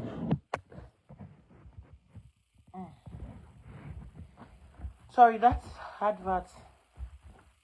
Oh, go. But shall I say ti ìyàwó Ọláìyálé ní báyìí? Bóyá a ṣe yẹn later. Okay, so that's the end of the video. That's the driver's interview. Who like Ubogoma Laubo? He did have anything say he like to do something like that. Say they link to the back and say, I like Ubogoma. Man, you go to Yagu, she lost argument. I don't go for that place. We reach the house around after 12 to go to 1. Let me see one shot. And the reach there, you have not been conduct for some. Lying back on corner, got to say, Baba, I beg. No, as woman they be, no follow woman talk. Just go say, illegal. Like go meet your wife. And you watch the line go in no corner for that motor. You know, enter the house, say my good over for hotel. I say, you use yourself for terminal with this for don't show light. If you come out now, you feel off for road. So you know say your husband is say, yeah, you have been up ayo. What you go just do see? Even to the top, I want to calm down. Not say you follow they give her under this because you link her. Since they go now, you cry, don't get mind. Since this is what they go now, you cry, don't get mind at all. Now what did she talk? I swear, my God. You see, I don't get mind. Later you can't enter motor. I mean, enter pack everything ready for some motor. Go give them. So they don't know say me I see they around. Okay, what did really happen? Around midnight, around after 3. I did for example, whether 3 after 3 or to 3. I don't say that time I 3 sharp. I just see I did I bring my motor block gate. And I block gate. I said, I'm here before my door. Go. Yeah, come Mohbad the bleed. See me go carry around after 3. That is 3 hours after you drop there. That Monday. This is Sunday I carry now Monday. Yeah. They go knock. I said, I'm glad. I don't feel very well. See my motor. Before I don't dig in. My will say they won't. My mama is sitting. They won't confirm me come for inside the estate so that they don't feel repair that glass. So okay, so you test time ways where they repair your glass. And what make me just wait for. So then they come with me. I say, I don't feel good. Then they come manage mobile motor. They start and the motor don't start. If they want to start. Range Rover? No, the CRV. Okay. CRV, that CRV. They don't use that rough stuff. Okay. So they don't. The motor before it start, they just start. They walk back and do the manager will go that night. Who how many days? Most of the night. I don't know how many days. Like 3 guys they come out for their house. So they come back. And they come back, they enter. So this break around let me say 7, 8, they quickly wake up for this. I wake up and nobody answer me. 9 not I woke up and nobody answer me. Till after 10 to 11. Let me say 10 to 11. Then one guy come out, one PS guy near the gate. Then one come out, madam, I don't know. He's shocked. He said, "Is there?" The bad wife. My wife. He said, you know the commander come out. He said, "Is there?" He was shocked. I said, "Yes, I'm here." He said, "Where sleep?" I said, "Inside my house." Say, "Oh, good people say, sorry, say, can you come?" So I told him, he said, "Make go tell your husband." He enter. He spent 1 hour, like 1 hour plus. Don't come out. If they don't come and say, they don't talk, say they will go, but they will let me go repair my motor. So they will give me number 12, go. But you don't see it to go bad. I don't see at that time, I don't see at all. Don't come out.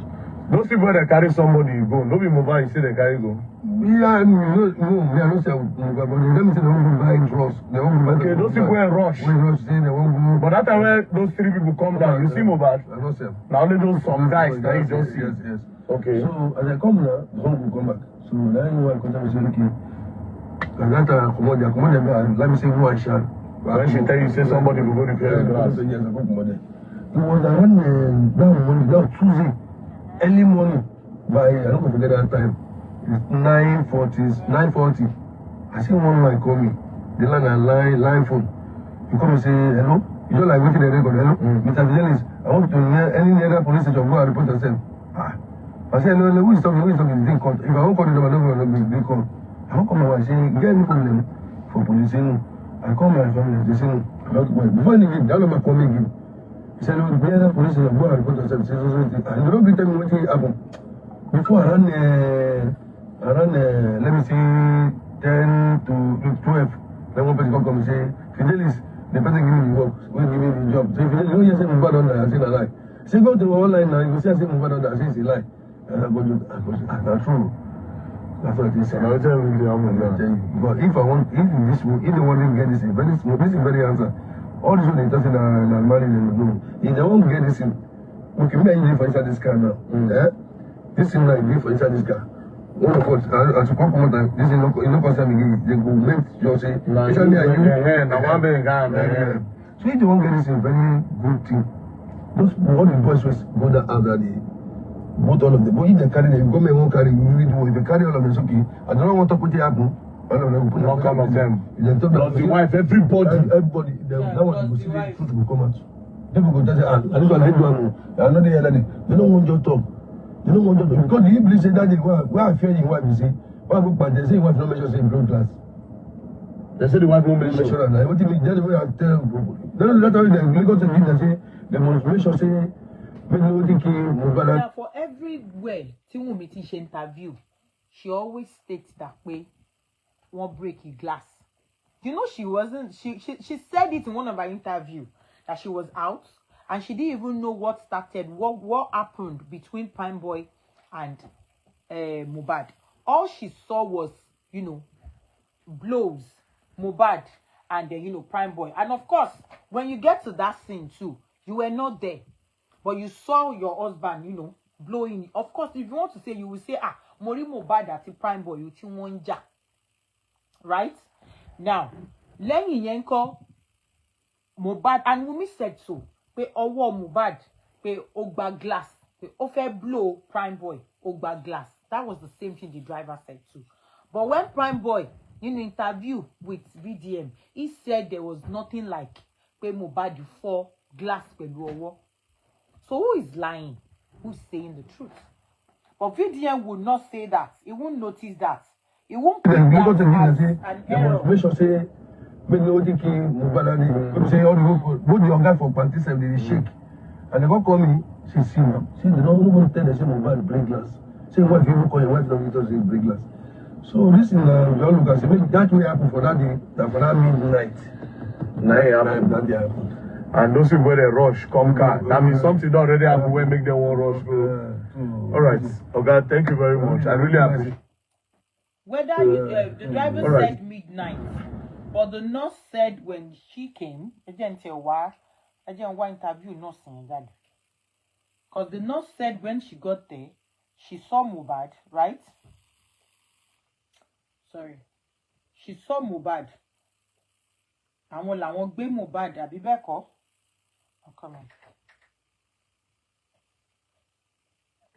This was revealed in that interview, and I will tell you in full confidence that there are a lot of things that these people are not telling us. But if this lady continue to do interview, the truth will come out slowly, just like some truths don't come out from this one now. Now let's start. Yeah, I'll play 2 videos from the interview. Let's start with this one. Do you accept the results of the coroner inquest? Well, that is another question. There. Unless if you say you are not there. But the way you narrated the story, it's as if you were there. Now, what happened there? That's number 2. Now, you said your husband management wanted to arrest the nurse. Why did they want to arrest the nurse? You said that your husband management wanted to arrest the nurse. That means...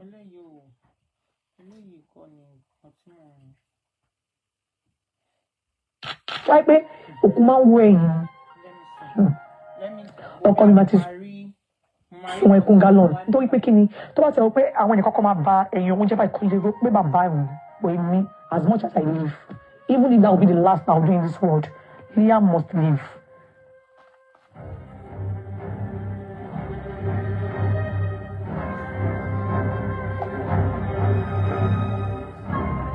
láti bí 17 months tó fi wàhálà kan sí èmi ni mo kàn experience láti orí ọmọ mi sí èmi nínú gbogbo wàhálà ìkẹ́ ẹni tó dẹ̀ yẹ kó jẹ́ ẹni tó máa bọ̀ wá ní láti tó máa wà pẹ̀lú wa tó máa ṣó wa ní gbogbo ìfẹ́ náà ló tún wá jẹ́ nítorí pé àwọn ọgbọ́n ló tún náà ń bá oríṣiríṣi àwọn èèyàn pé àníṣe ọmọ yìí àtọmọ ẹ̀ gbọ́dọ̀ fàyè sùn wọn so ìyẹn gan lásán gan jẹ́ kọ́tọ́ pé ó máa ń jẹ́ ìbànújẹ́ ọkàn fún mi ọjọ́ kan wọ́n ṣàṣe kan tó pé inú bí mi mo bọ́ sí orí afẹ́fẹ́ mo ní pé bàbá ọmọ mi bàbá Liam ní ọ̀tá tó ní jù láyé yìí gbogbo àwọn blogger ń gbé mọ̀ wọn ọmọdé tí mo ṣe sọ bẹ́ẹ̀ wọ́n ṣàbù mi pé èmi ni mo sá fún DNA èmi gbọ́ngàn lọ́tọ́ mọ́ mi bọ̀ wọ́n mọ ìdí tí mo ṣe sọkọ tí mo sọ yẹn àti wọ́n á di ọdún yìí January àwọn kan máa ti ọ̀gá àti níta fi pẹ̀lẹ́ nìkan ṣàbùtú rẹ̀ máa bọ́ orúkọ Liam jẹ Liam ọmọ mi wọ́n fẹ́ máa bọ́ orúkọ ẹ̀ jẹ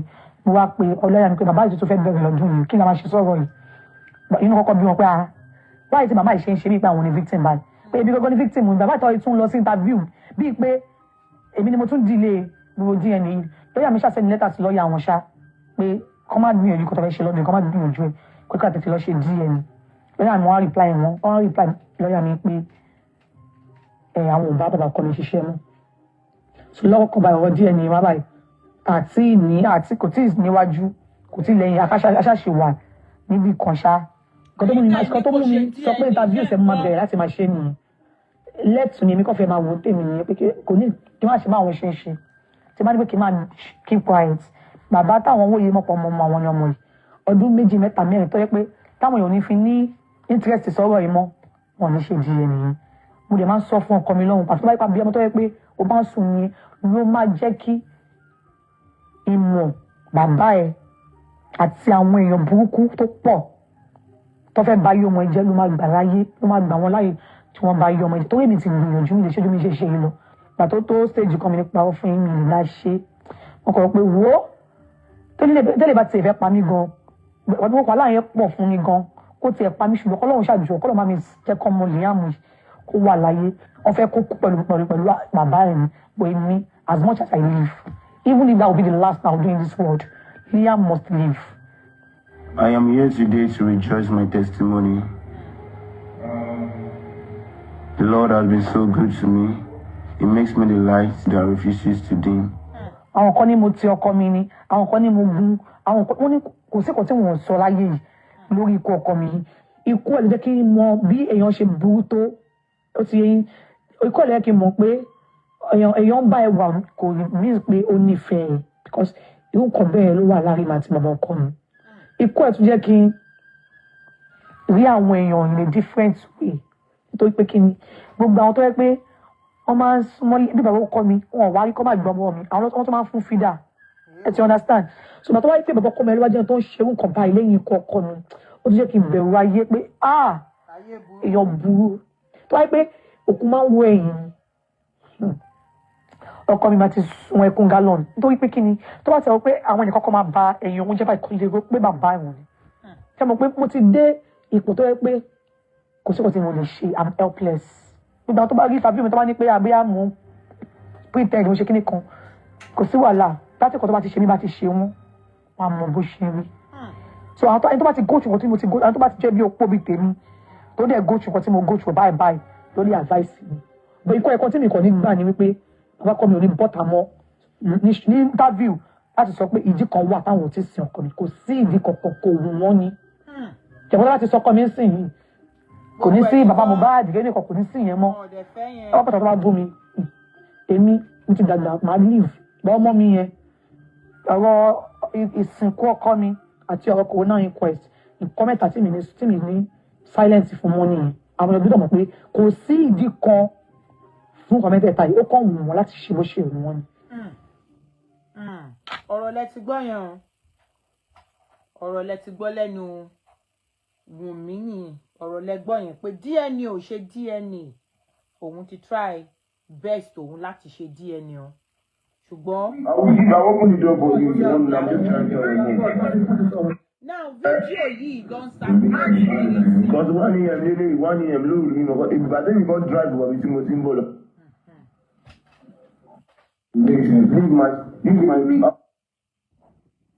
Sherry òpònú èèyàn ló máa wà lórí social media tó máa sọ pé voice kíní tó ń play tí ò ju 16 seconds yìí tó jẹ́ argument ọkọ àti ìyàwó ló máa sọ wípé ìdí argument tó ń ní tó fi wá di pé ìyàwó wá pààyàn ọkọ ẹ̀ lílé ọ̀rọ̀ ọ̀dọ̀tí ọ̀rọ̀ nírùn ọ̀rọ̀ tán lè sọ fọ́mọ 10 years old gan tó bá jọmọ tó smart á wò pé ṣé ní àbáná lọkọ àti ìyàwó ti ń lágúmẹ̀nt.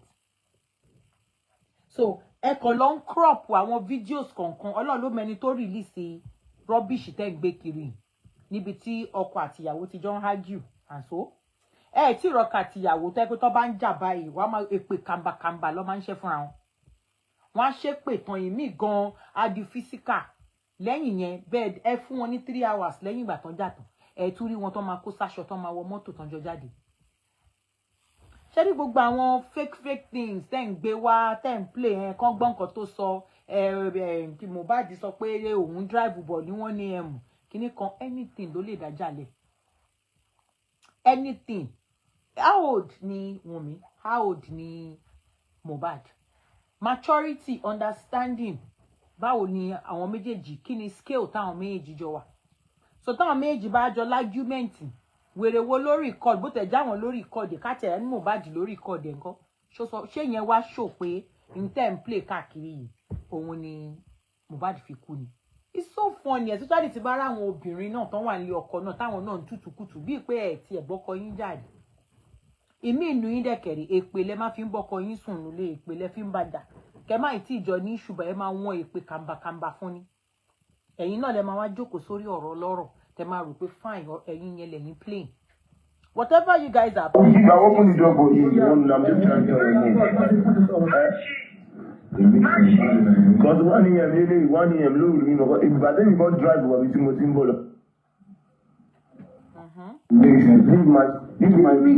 open the door for you. I'm just trying to Tèmi ò rí nǹkan kan nínú gbogbo rubbish tẹ́ ń gbé káàkiri tẹ́ ń pè evidence. Mi ò rí gbogbo mi rí gbogbo nonsense tẹ́ ń gbé kiri tẹ́ ń pè evidence. I don't at all. They are all just all trash. Gbogbo tẹ́ ń pè yín ò tí ì ṣe. So mo ta pé mo ti play Prime Boy àti Mohbad mo ti Prime Boy àti VDM mo ti play fún wa adẹ ti yọ̀nà ẹ̀ pé gbogbo ẹ̀ náà ni bàbá rubbish náà ni gbogbo ẹ̀. So gbogbo interview tó ti wà ń tà àti gbogbo ètí VDM ti ń ṣe ẹ ti pé the auxiliary nurse when give Mohbad injection don't give details of wetin happen for the coroner inquest. We can hear wetin the auxiliary nurse talk. On the 11th of September 2023, I was at Kutonu to process my admission. On the 11th, I was at what? On the 11th, ni VDM ń gbé káàkiri fún yín sìn pé Mohbad pai, àbí? I was on my way back. I saw Speeding's missed call, and I called him back. Then he told me I should come and treat his friend in the house who had a cut. I told him I was just coming back from Kutonu. I later missed his calls because I couldn't pick up. As I got to CMS, a call came in from the Jibami. Introduced himself that he was from Spending. I couldn't go to the house that day. I got there the next day at about 2:30 p.m. The next day, that was on the 12th of September. Ẹ má gbàgbé pé driver náà sọ. Driver sọ pé on the 11th, pé ó dàbí on the ìdájí midnight yẹn pé wọ́n jáde. Wọ́n láwọn fẹ́ lọ ra oògùn. So there's every tendency pé bóyá cut yẹn bóyá ó ń disturb Mohbad or better still bóyá ó ní nǹkan tó ti mú tó ń disturb ẹ̀. Tọ́ndẹ̀ wò pókè jábà lọ get oògùn, which is a normal thing. Ṣé end day on the 11th on the 12th ni nurse sọ fún yín sìn pé òun dé ọ̀dọ̀ wọn ní nǹkan bíi 2:30. I met a guy in the sitting room carrying Liam, and the Jibami led me upstairs. On getting to the room Mohbad was, I saw some water on the floor, which the Jibami mopped. When we moved Mohbad from the room he was sitting, he was to another room. It was only the 4 of us that were upstairs, me, Mohbad, the Jibami, and Wunmi. As I was giving the first injection, Mohbad asked me the type of injection I wanted to give him. And I told... On the 12th, ni nurse ń sọ yìí o. Tí VDM ń gbé narrative on the 11th fún yín without tí ò include the nurse rárá. So I want you all to understand the game tí VDM ń play. VDM is trying to cut the nurse part. She is trying to cut it out of the whole thing. Nǹkan tó ń try láti ṣe fún yín òun nìyẹn. Tetanus injection, paracetamol injection, and antibiotics. I first gave him tetanus and paracetamol injection. After I gave him the paracetamol injection, Wumi said he had ulcer. When I gave him the third injection, he started reacting and saying he wanted to throw up. DJ Bami and Wumi led him to the bedroom where he threw up. After throwing up, he sat down on the floor and was very weak. Then goosebumps appeared on his body. Wumi told me that is how he used to react to injection. Then I told her, you should have told me this before. She then said that if they pour water on his head, it will calm down. Wumi then poured water on him. When I saw the goosebumps, DJ Bami and I quickly went down to rush to the pharmacy so we could get an antidote. What antidote? We got to the first pharmacy, but they didn't have what we wanted. We then went to another pharmacy. They called the Jibami from the house that Mohbad was convulsing, and I told them to rush him to the hospital. When the Jibami and I got to the house, we saw that they were carrying Mohbad out of the house. They carried him like a baby and rushed him to the neighbor's car. Wumi and I sat in the front while some guys were with him at the back. I don't know those guys. As we were going, we met a terrible traffic that was not moving at all, so we had to transfer him to a bike. I was begging all the drivers in the traffic to give us space so the bike could move Mohbad. A guy was with Mohbad in the bike. As the bike was moving, DJ Bami and I followed the bike to the hospital. The hospital was not far from where we were. When we got to the hospital, the doctor asked me if I gave him a diclofenac, and I said no. I told him the injections I gave him. He then said Mohbad had passed away. Wow. They issued a death certificate and gave it to DJ Bami. I never set my eyes on Adra throughout the time I was in the house. It was when we got to the hospital that Adra came to meet us. We went to the second hospital, who also confirmed to us that Mohbad had died. It was Darusha that took us there. The doctor asked me what I gave him and I explained. Okay. So what the doctor say? So, nínú gbogbo account tẹ́ ẹ gbọ́ yìí, this happened on the 12th of September, not on the 11th. Tí VDM ẹlẹ́nu gbàùgbàù yẹn tó ń pariwo fún yín. It was on the 12th. And this is the nurse.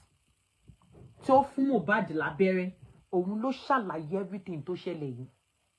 What exactly are we looking for? That is why we never have a definite answer. We would never even we would never have it. Because we are looking at the wrong path. You are just trying to search for answers. Níbi tí ò tiẹ̀ ti sí question. On the 10th was the show. On the 11th, they were home, right? In the midnight, of course, ẹni tó fọwọ́ ṣèṣe. Tẹ́ bá fọwọ́ ṣèṣe, tẹ́ wà ní kitchen. Tẹ́ fọwọ́ gbá glass àbí kí ló ń porúkọ ẹ̀. People, tẹ́ fọwọ́ gbá glass. Auxiliary nurse. Tẹ́ wà ní kitchen tẹ́ rẹ́ nǹkan. Tẹ́ bá fi gẹ́ra yín lọ́wọ́. Ṣé mọ̀ pé mi ò kí ń jẹ́ deep. Èmi ò kí ń deep àbí. Exactly. Ó ní ìgbà tó kọ́kọ́ ṣẹlẹ̀ yẹn kò ní fi bẹ́ẹ̀ dùn yín o. Tó bá ti ń tó bí some hours later àbí tó ti ń di the second day. Ìgbà yẹn kọ́kọ́ lè máa bẹ̀rẹ̀ sí ní feel kíkan, ẹ máa bẹ̀rẹ̀ sí ní feel pains. Not to not talk of ẹni tó mú ọwọ́ as in blow tó fi gbá glass Prado. Kò ṣe glass Dasun là ń sọ̀rọ̀ nípa ẹ̀. Kò dẹ̀ ń ṣe glass Dekumagolo là ń sọ̀rọ̀ nípa ẹ̀. À ń sọ̀rọ̀ correct jeep. Tọwọ́ ibi tó ti fẹ́ blow pẹ̀lú force yẹn wọ́n ló gba driver yẹn sọ pé ó ń bọ́lẹ̀. Ẹ wo force, ẹ wo power, ẹ wo energy tó fi gbà. Ẹ wá ní kí irú ọwọ́ bẹ́ẹ̀ yẹn kó sí ní ẹni yẹn máa weak mi tí fẹ́ mọ irú agbára tó ní. Glass la pé. Effort gbogbo power tó fi gbà yẹn náà, power yẹn náà ló máa fi rù ẹ́ wálẹ̀. Iṣan ẹran tó là ńkọ́, ọwọ́ tó là ńkọ́, ibo account wo la fẹ́ kàn yẹn sí. Pains yẹn ìjọ́ kejì gangan ló ṣẹ̀ṣẹ̀ máa down gbogbo ọwọ́ ẹ̀. Ó máa weak wá ni. Mi tí ìrúru power tọkùnrin yẹn lè rò pé òun ní. Àwọn obìnrin gan à ń rẹ̀ nǹkan. Ọ̀bẹ gé wa lọ́wọ́, a mọ bó ṣe ń rí. Èyí tó bá kẹ́ra nínú wa, ọwọ́ yẹn à ní fi dáná fọ́sẹ̀ kan. Àdínà obìnrin tó bá kẹ́ra, fọ́bẹ gé lọ́wọ́ ní kitchen, kò ní dáná fọ́sẹ̀ kan tó bá ń bí á ní kó máa wọ owó nǹkan wọ̀bẹ torí gbogbo bẹ́ẹ̀ máa wú. Àfẹ́yí tó bá wò pé wò tọmọ pa kẹ́ra jura wa lọ. Ẹlòmíì ibi tó ti ṣèṣe gan á ti wá tó bá jẹ́ni tó ní àwọn first aid yẹn lé á ti wá cotton á ti fi stop ẹ̀jẹ̀ yẹn á ti mú plaster á ti yí sí gbogbo ọwọ́ yẹn ó continue oúnjẹ tó ń ṣe lọ ni. Ẹ máa wo àwọn ọmọ bá máa wò pé mọ́mì kò ṣẹ̀yìn lẹ ní kíní ń sìn wá gbọ́ àǹso á ti so mọ́ ó ti plaster ẹ̀ ó ti clean gbogbo ẹ̀ á kọ̀ make sure pé anything tóun bá ń ṣe ọwọ́ òun wọ̀bẹ̀ ó ń dáná lọ nìyẹn. Bẹ́ẹ̀ lẹ́lòmíì máa paná tí wàá gbọ́ mi ò dáná mọ́ ká tó wá sọ pé òdìndín ọwọ́ kó wá fi fọ́. Ẹni tó bá rò pé bóyá irọ́ ni wọ́n ń pa àsọkùnrin nínú àwọn tó ń sọ pé ẹ̀wùn mi ni ẹni kóun náà mú ọwọ́ ẹ̀ kó lọ fi ọwọ́ kó lọ fọ́ gíláàsì Prado ẹni máa fún lówó yẹn padà kó bá wa test ẹ̀ kó gbé Prado tó bá ti rí Prado kan kó sọ pé òun máa fún wọn lówó gíláàsì yẹn padà pé òun fẹ́ test òun fẹ́ experience pains tí Mohbad feel àbí tó go through nígbà tó ṣe ẹni kó gbé Prado yẹn lẹ̀ kó ṣe fídíò fún gbogbo wa kó mú ọwọ́ yẹn kó fi fọ́ gíláàsì Prado yẹn tó bá dijọ́ kejì ẹni kírú ẹ̀ náà kó bọ́sà kó wá ṣe live chat fún wa kó gbé ọwọ́ yẹn síta kárí bó ṣe rí ẹni kó gbọ́wọ́ yẹn síta kárí bó ṣe rí fún wa kó tó wá sọ yí pé kọ́ọ̀tì yẹn ò díìpù àbí kíní yẹn nǹkan tó ṣẹlẹ̀ sí Mohbad yẹn ò tó kó wíìkẹ̀ ẹni kó try ẹ̀ mí ìṣeré máa fẹ́ nìyẹn lówó I'll give that person money. People knows when give Mohbad injection. Sorry. Don't give details of what happened for the corona. You can hear what did the auxiliary nurse talk. On the 11th of September 2023, I was at Cotonou to process my admission. As I was on my way back, I saw Speeding's missed call and I called him back. Then he told me I should come and treat his friend in the house who had a cut. I told him I was just coming back from Cotonou. I later missed his calls because I couldn't pick up. As I got to CMS, a call came in from the Jibami. He introduced himself that he was from spending. So don't just come out. First narrative te fẹ́ káwọn èèyàn believe in yẹn. Ẹ gbọ́ full account nurse. What else are we still looking for? Olóhùn fún lábẹ́rẹ́, òun fún tetanus, òun fún paracetamol, òun wá fún antibiotics. Àbí bẹ́ẹ̀ kọ́, ó ní immediately olóhùn fẹ́ throw up. Wọ́n dẹ̀ gbé, ó lọ throw ẹ̀, ó ló dẹ̀ jókòó sílẹ̀, ó wà very weak. Lẹ́yìn yẹn ńkọ́, wọ́n ló another thing that kan ló ń bí àbí nǹkan goose pimples wà ní gbogbo ara ẹ̀. Olóhùn dẹ̀ ń wò pé why ti goose pimples wà yìí? Okay, bóyá ó fẹ́ lọ wá antidote fún, you know, bóyá ó ní nǹkan kan abẹ́rẹ́ kan tó yẹ kó fún, the pains will come after. Exactly, Ewúro Salamander, welcome on board. Ìyẹn ló lóhùn wá káàkiri tóhùn fi kúrò ńbẹ̀. Ibi tóhùn ti ń wá káàkiri náà ti pè òun pé ó máa ń convulse. Gbogbo wa la dẹ̀ mọ̀ pé anything bá tó bá sọ pé èèyàn ń convulse, èèyàn ń react sí nǹkan kan ni.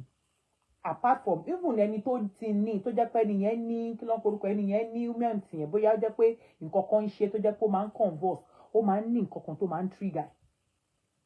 So kí ló trigger convulsion yẹn lára Mohbad nìyẹn? Sorry please. Kò ń ṣe pé kẹ́ ẹ wá máa wá nǹkan tí ò sọnù káàkiri kẹ́ ẹ wá máa push false narrative. Sorry.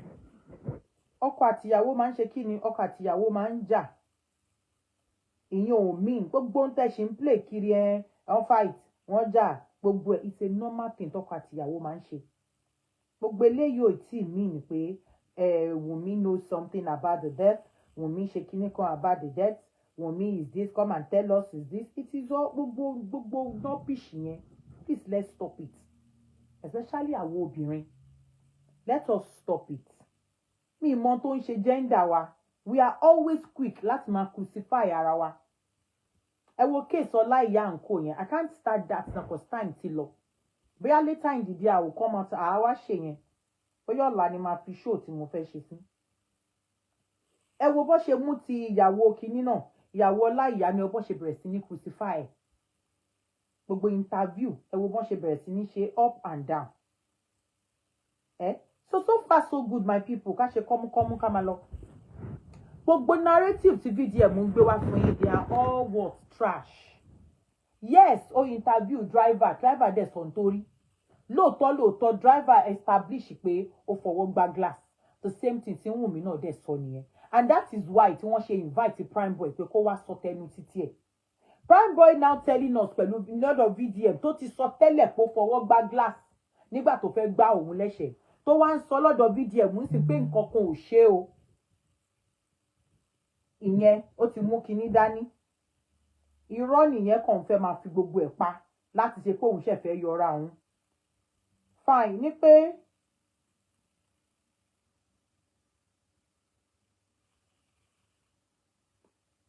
oh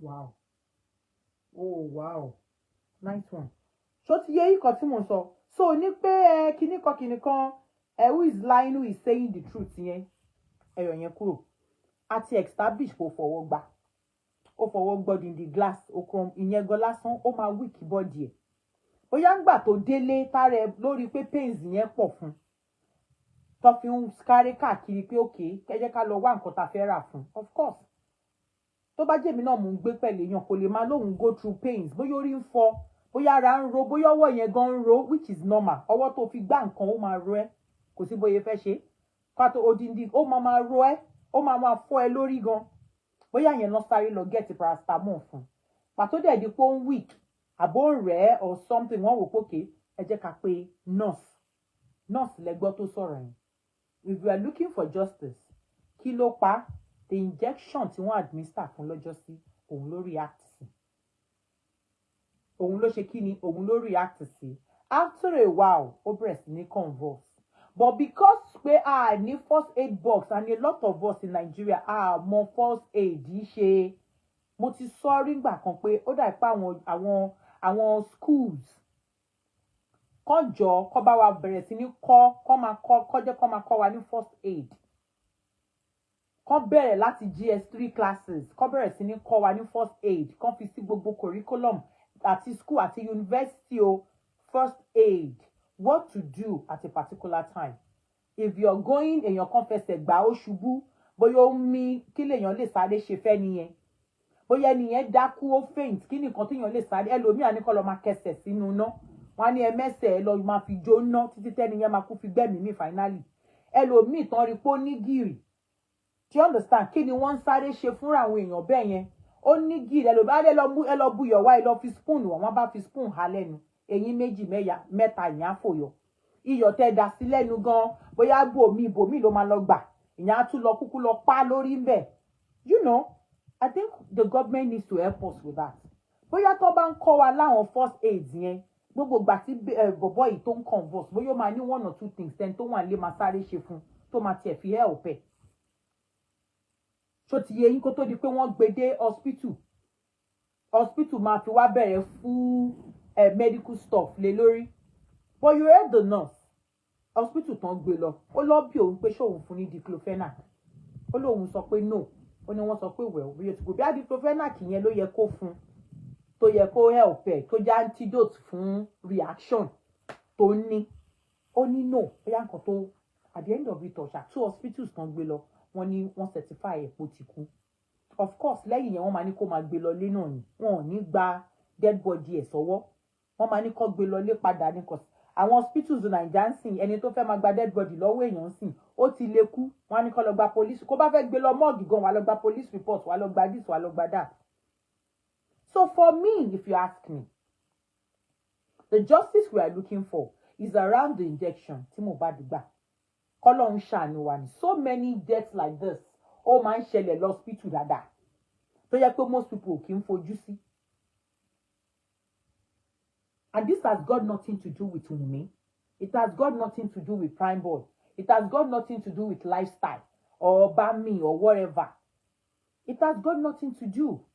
Even the so-called nurse, by the time they check, tó bá check, tó bá rí pé nǹkan tán fún, tó bá rí pé kò wà that, I don't know much about medical, so I can't really say, but I've read cases where a lot of them claim pé tetanus is not supposed to be given by IV. That is true, or what if IV ló fún or something. So a lot of people ti sọ̀rọ̀ lórí injection yìí. I don't think we need to start bringing rubbish and nonsense. Ibo ni Wunmi wà nílé nígbà tọ́kọ ẹ̀ kú. A lot of àwọn èèyàn tó ń bu tọ́kọ yín bá síkì tó wà nílé iṣẹ́ máa ń dúró tì tó bá fún injection. Ìmí inú yín gan ẹ̀ kí n sí nílé. Ẹ ló nọ́ọ̀sì jọ bàbá alágbájá wà nílé ẹjọ́ ẹ bá mi lọ attend sí ilẹ̀ máa ń sọ. Kò sẹ́ni tó máa jí láàárọ̀ tó máa gbàdúrà pọ́kọ òun tó síkì kó kú. Àfi tó bá pé nǹkan míì ti wà ńbẹ̀. Kò sí. Meanwhile nǹkan tó ṣe nígbà tí ń ṣe pé bóyá nǹkan tó worst ká sọ pé bóyá ó ti wà ní ìdúbúlẹ̀ àìsàn for years or for months or for days. Tábà sọ pé bóyá nǹkan bóyá pé yes ó ṣàmọ̀ pé sick gan tó yẹ kó dúró tì. So why are we always looking for stuff, especially ẹ̀yin obìnrin, especially àwọn ìyá tó ẹlòmíì máa wo profile ẹlòmíì ìyá yẹn á jẹ́ ìyá àgbàlagbà tó lọ́mọ ẹ dẹ̀ máa ṣépè fọmọ yẹn káàkiri ẹ ó pọ̀pọ̀ ẹ̀yìn ò kí ló èrè wo ló fẹ́ jẹ. Ṣé Mohbad náà ṣó wá ti wá dàbí likes of Davido ní tábà sọ pé owó yẹn ti pọ̀ gan tó dẹ̀ yẹ kó yá mútu ẹ̀ torí pé ó fẹ́ jẹ owó ẹ̀. Mohbad is just upcoming torí pé Ọlọ́run dá lọ́mọ ológo ló jẹ́ kí gbogbo wàhálà ìkó kìkìkì báyìí. Ṣé bí kan náà àwọn actors wa tó kú Murphy Afọlábí ààrẹ anybody ṣe justice for him. Ṣé yẹn ò kò ṣé Murphy Afọlábí ṣáwọn èèyàn ò mọ̀ tó wọn ò mọ̀ bọ́yẹ mọ́ Mohbad ni. Ta ló máa sọ Murphy nínú Yorùbá film tí ò ní wulẹ̀ gàràgà. Me, I love to see him perform nínú àwọn kingba because ọ̀bọ̀yẹ máa ń ṣe cantation àti bóyẹ máa ń lo èdè Ọ̀ṣun yẹn ó máa ń pa mí lẹ́rìn. Gbogbo tó páyín ṣe bó lọ wẹ ní. Àwọn kan ló ṣubú ó forí gbá. Àwọn kan ní ibi tó ti jẹun tán tó jẹun ó bì lẹ́yìn tó bì tán ó mùdí lọlẹ̀. Different version la gbọ́ nípa ikú Murphy. Do we see anyone tó gbé sórí tọ́lá àwọn fẹ́ fi ṣe justice by justice rẹ̀? Ṣé bí inú ilé ẹ̀ ló wà? Ṣé bí ìyàwó ẹ̀ wà nílé? Ṣé bọ́ lòun náà gba abẹ́rẹ́ tán nọ́ọ̀sì fún lábẹ́rẹ́ tán ni? Ló dẹ̀ lọ sí kinní ló lòun fẹ́ lọ tọ̀ àbí ó bẹ́ẹ̀ jẹ́ òun fẹ́ lọ wẹ̀ àbó whatever. So why is it that ìkànnì ẹranjú mọ́ ìfikejì lẹ̀? Àti bàbá náà bàbá Joseph àbí kílẹ̀ ń forúkọ yẹn náà mú bá bò ó. Ẹni tó ń fi kú ọmọ ẹ̀ tó fi ń ṣòwò tó fi ń ṣe celebrity. Ọmọ wà níbi tó lie down sí olóhùn wá justice wo lòun wá káàkiri? Justice wo gangan lòun wá káàkiri? So 5 years to this time òun wá justice, you will still put that guy's dead body there. Ẹ wọ ẹ̀yin èèyàn mi Ọlọ́run á ṣàánú wa. Tèmi ni pé at this junction èmi ò dá sọ̀rọ̀ Mohbad mi ì dá sí pé mo fẹ́ fi ṣiṣẹ́ ṣe bóyá kankan tí VDM bá ti ń gbégbékúgbé jáde á máa jẹ́ kó yé yín torí burúkú ló lẹ́gi mọ́ VDM kò mọ ohun tó fẹ́ ṣe mọ́. Wọ́n ti gbéṣẹ́ fún again kó wá da gbogbo ẹ̀rú ni òun lẹ ṣe rí tó bọ́ta tó bẹ̀rẹ̀ sí ní ṣe tàbí òfò kiri. Bóyá ó sì máa Ọlọ́run ló mọ the next person tó máa gbé wá. Ẹni bá mọ Wùnmí rí ẹ sọ fún un kó tí ẹ gbọ́dọ̀ address ẹ̀ débi tó fẹ́ reply statement débi tó fẹ́ sọ fún pé òun fẹ́ lọ bá ṣe interview kó ignore ẹ̀ totally bulldog ni. Kó ignore ẹ̀ totally tó bá ti pariwo títí tí ò rẹ́ni gbé òun á mú tọ́pìkì míì ṣe. Ṣó ti yé wa? So thank you so much for joining me. In fact, I'm so grateful fún gbogbo àwọn èèyàn tó pè wọlé. God bless you. Thank you so very much.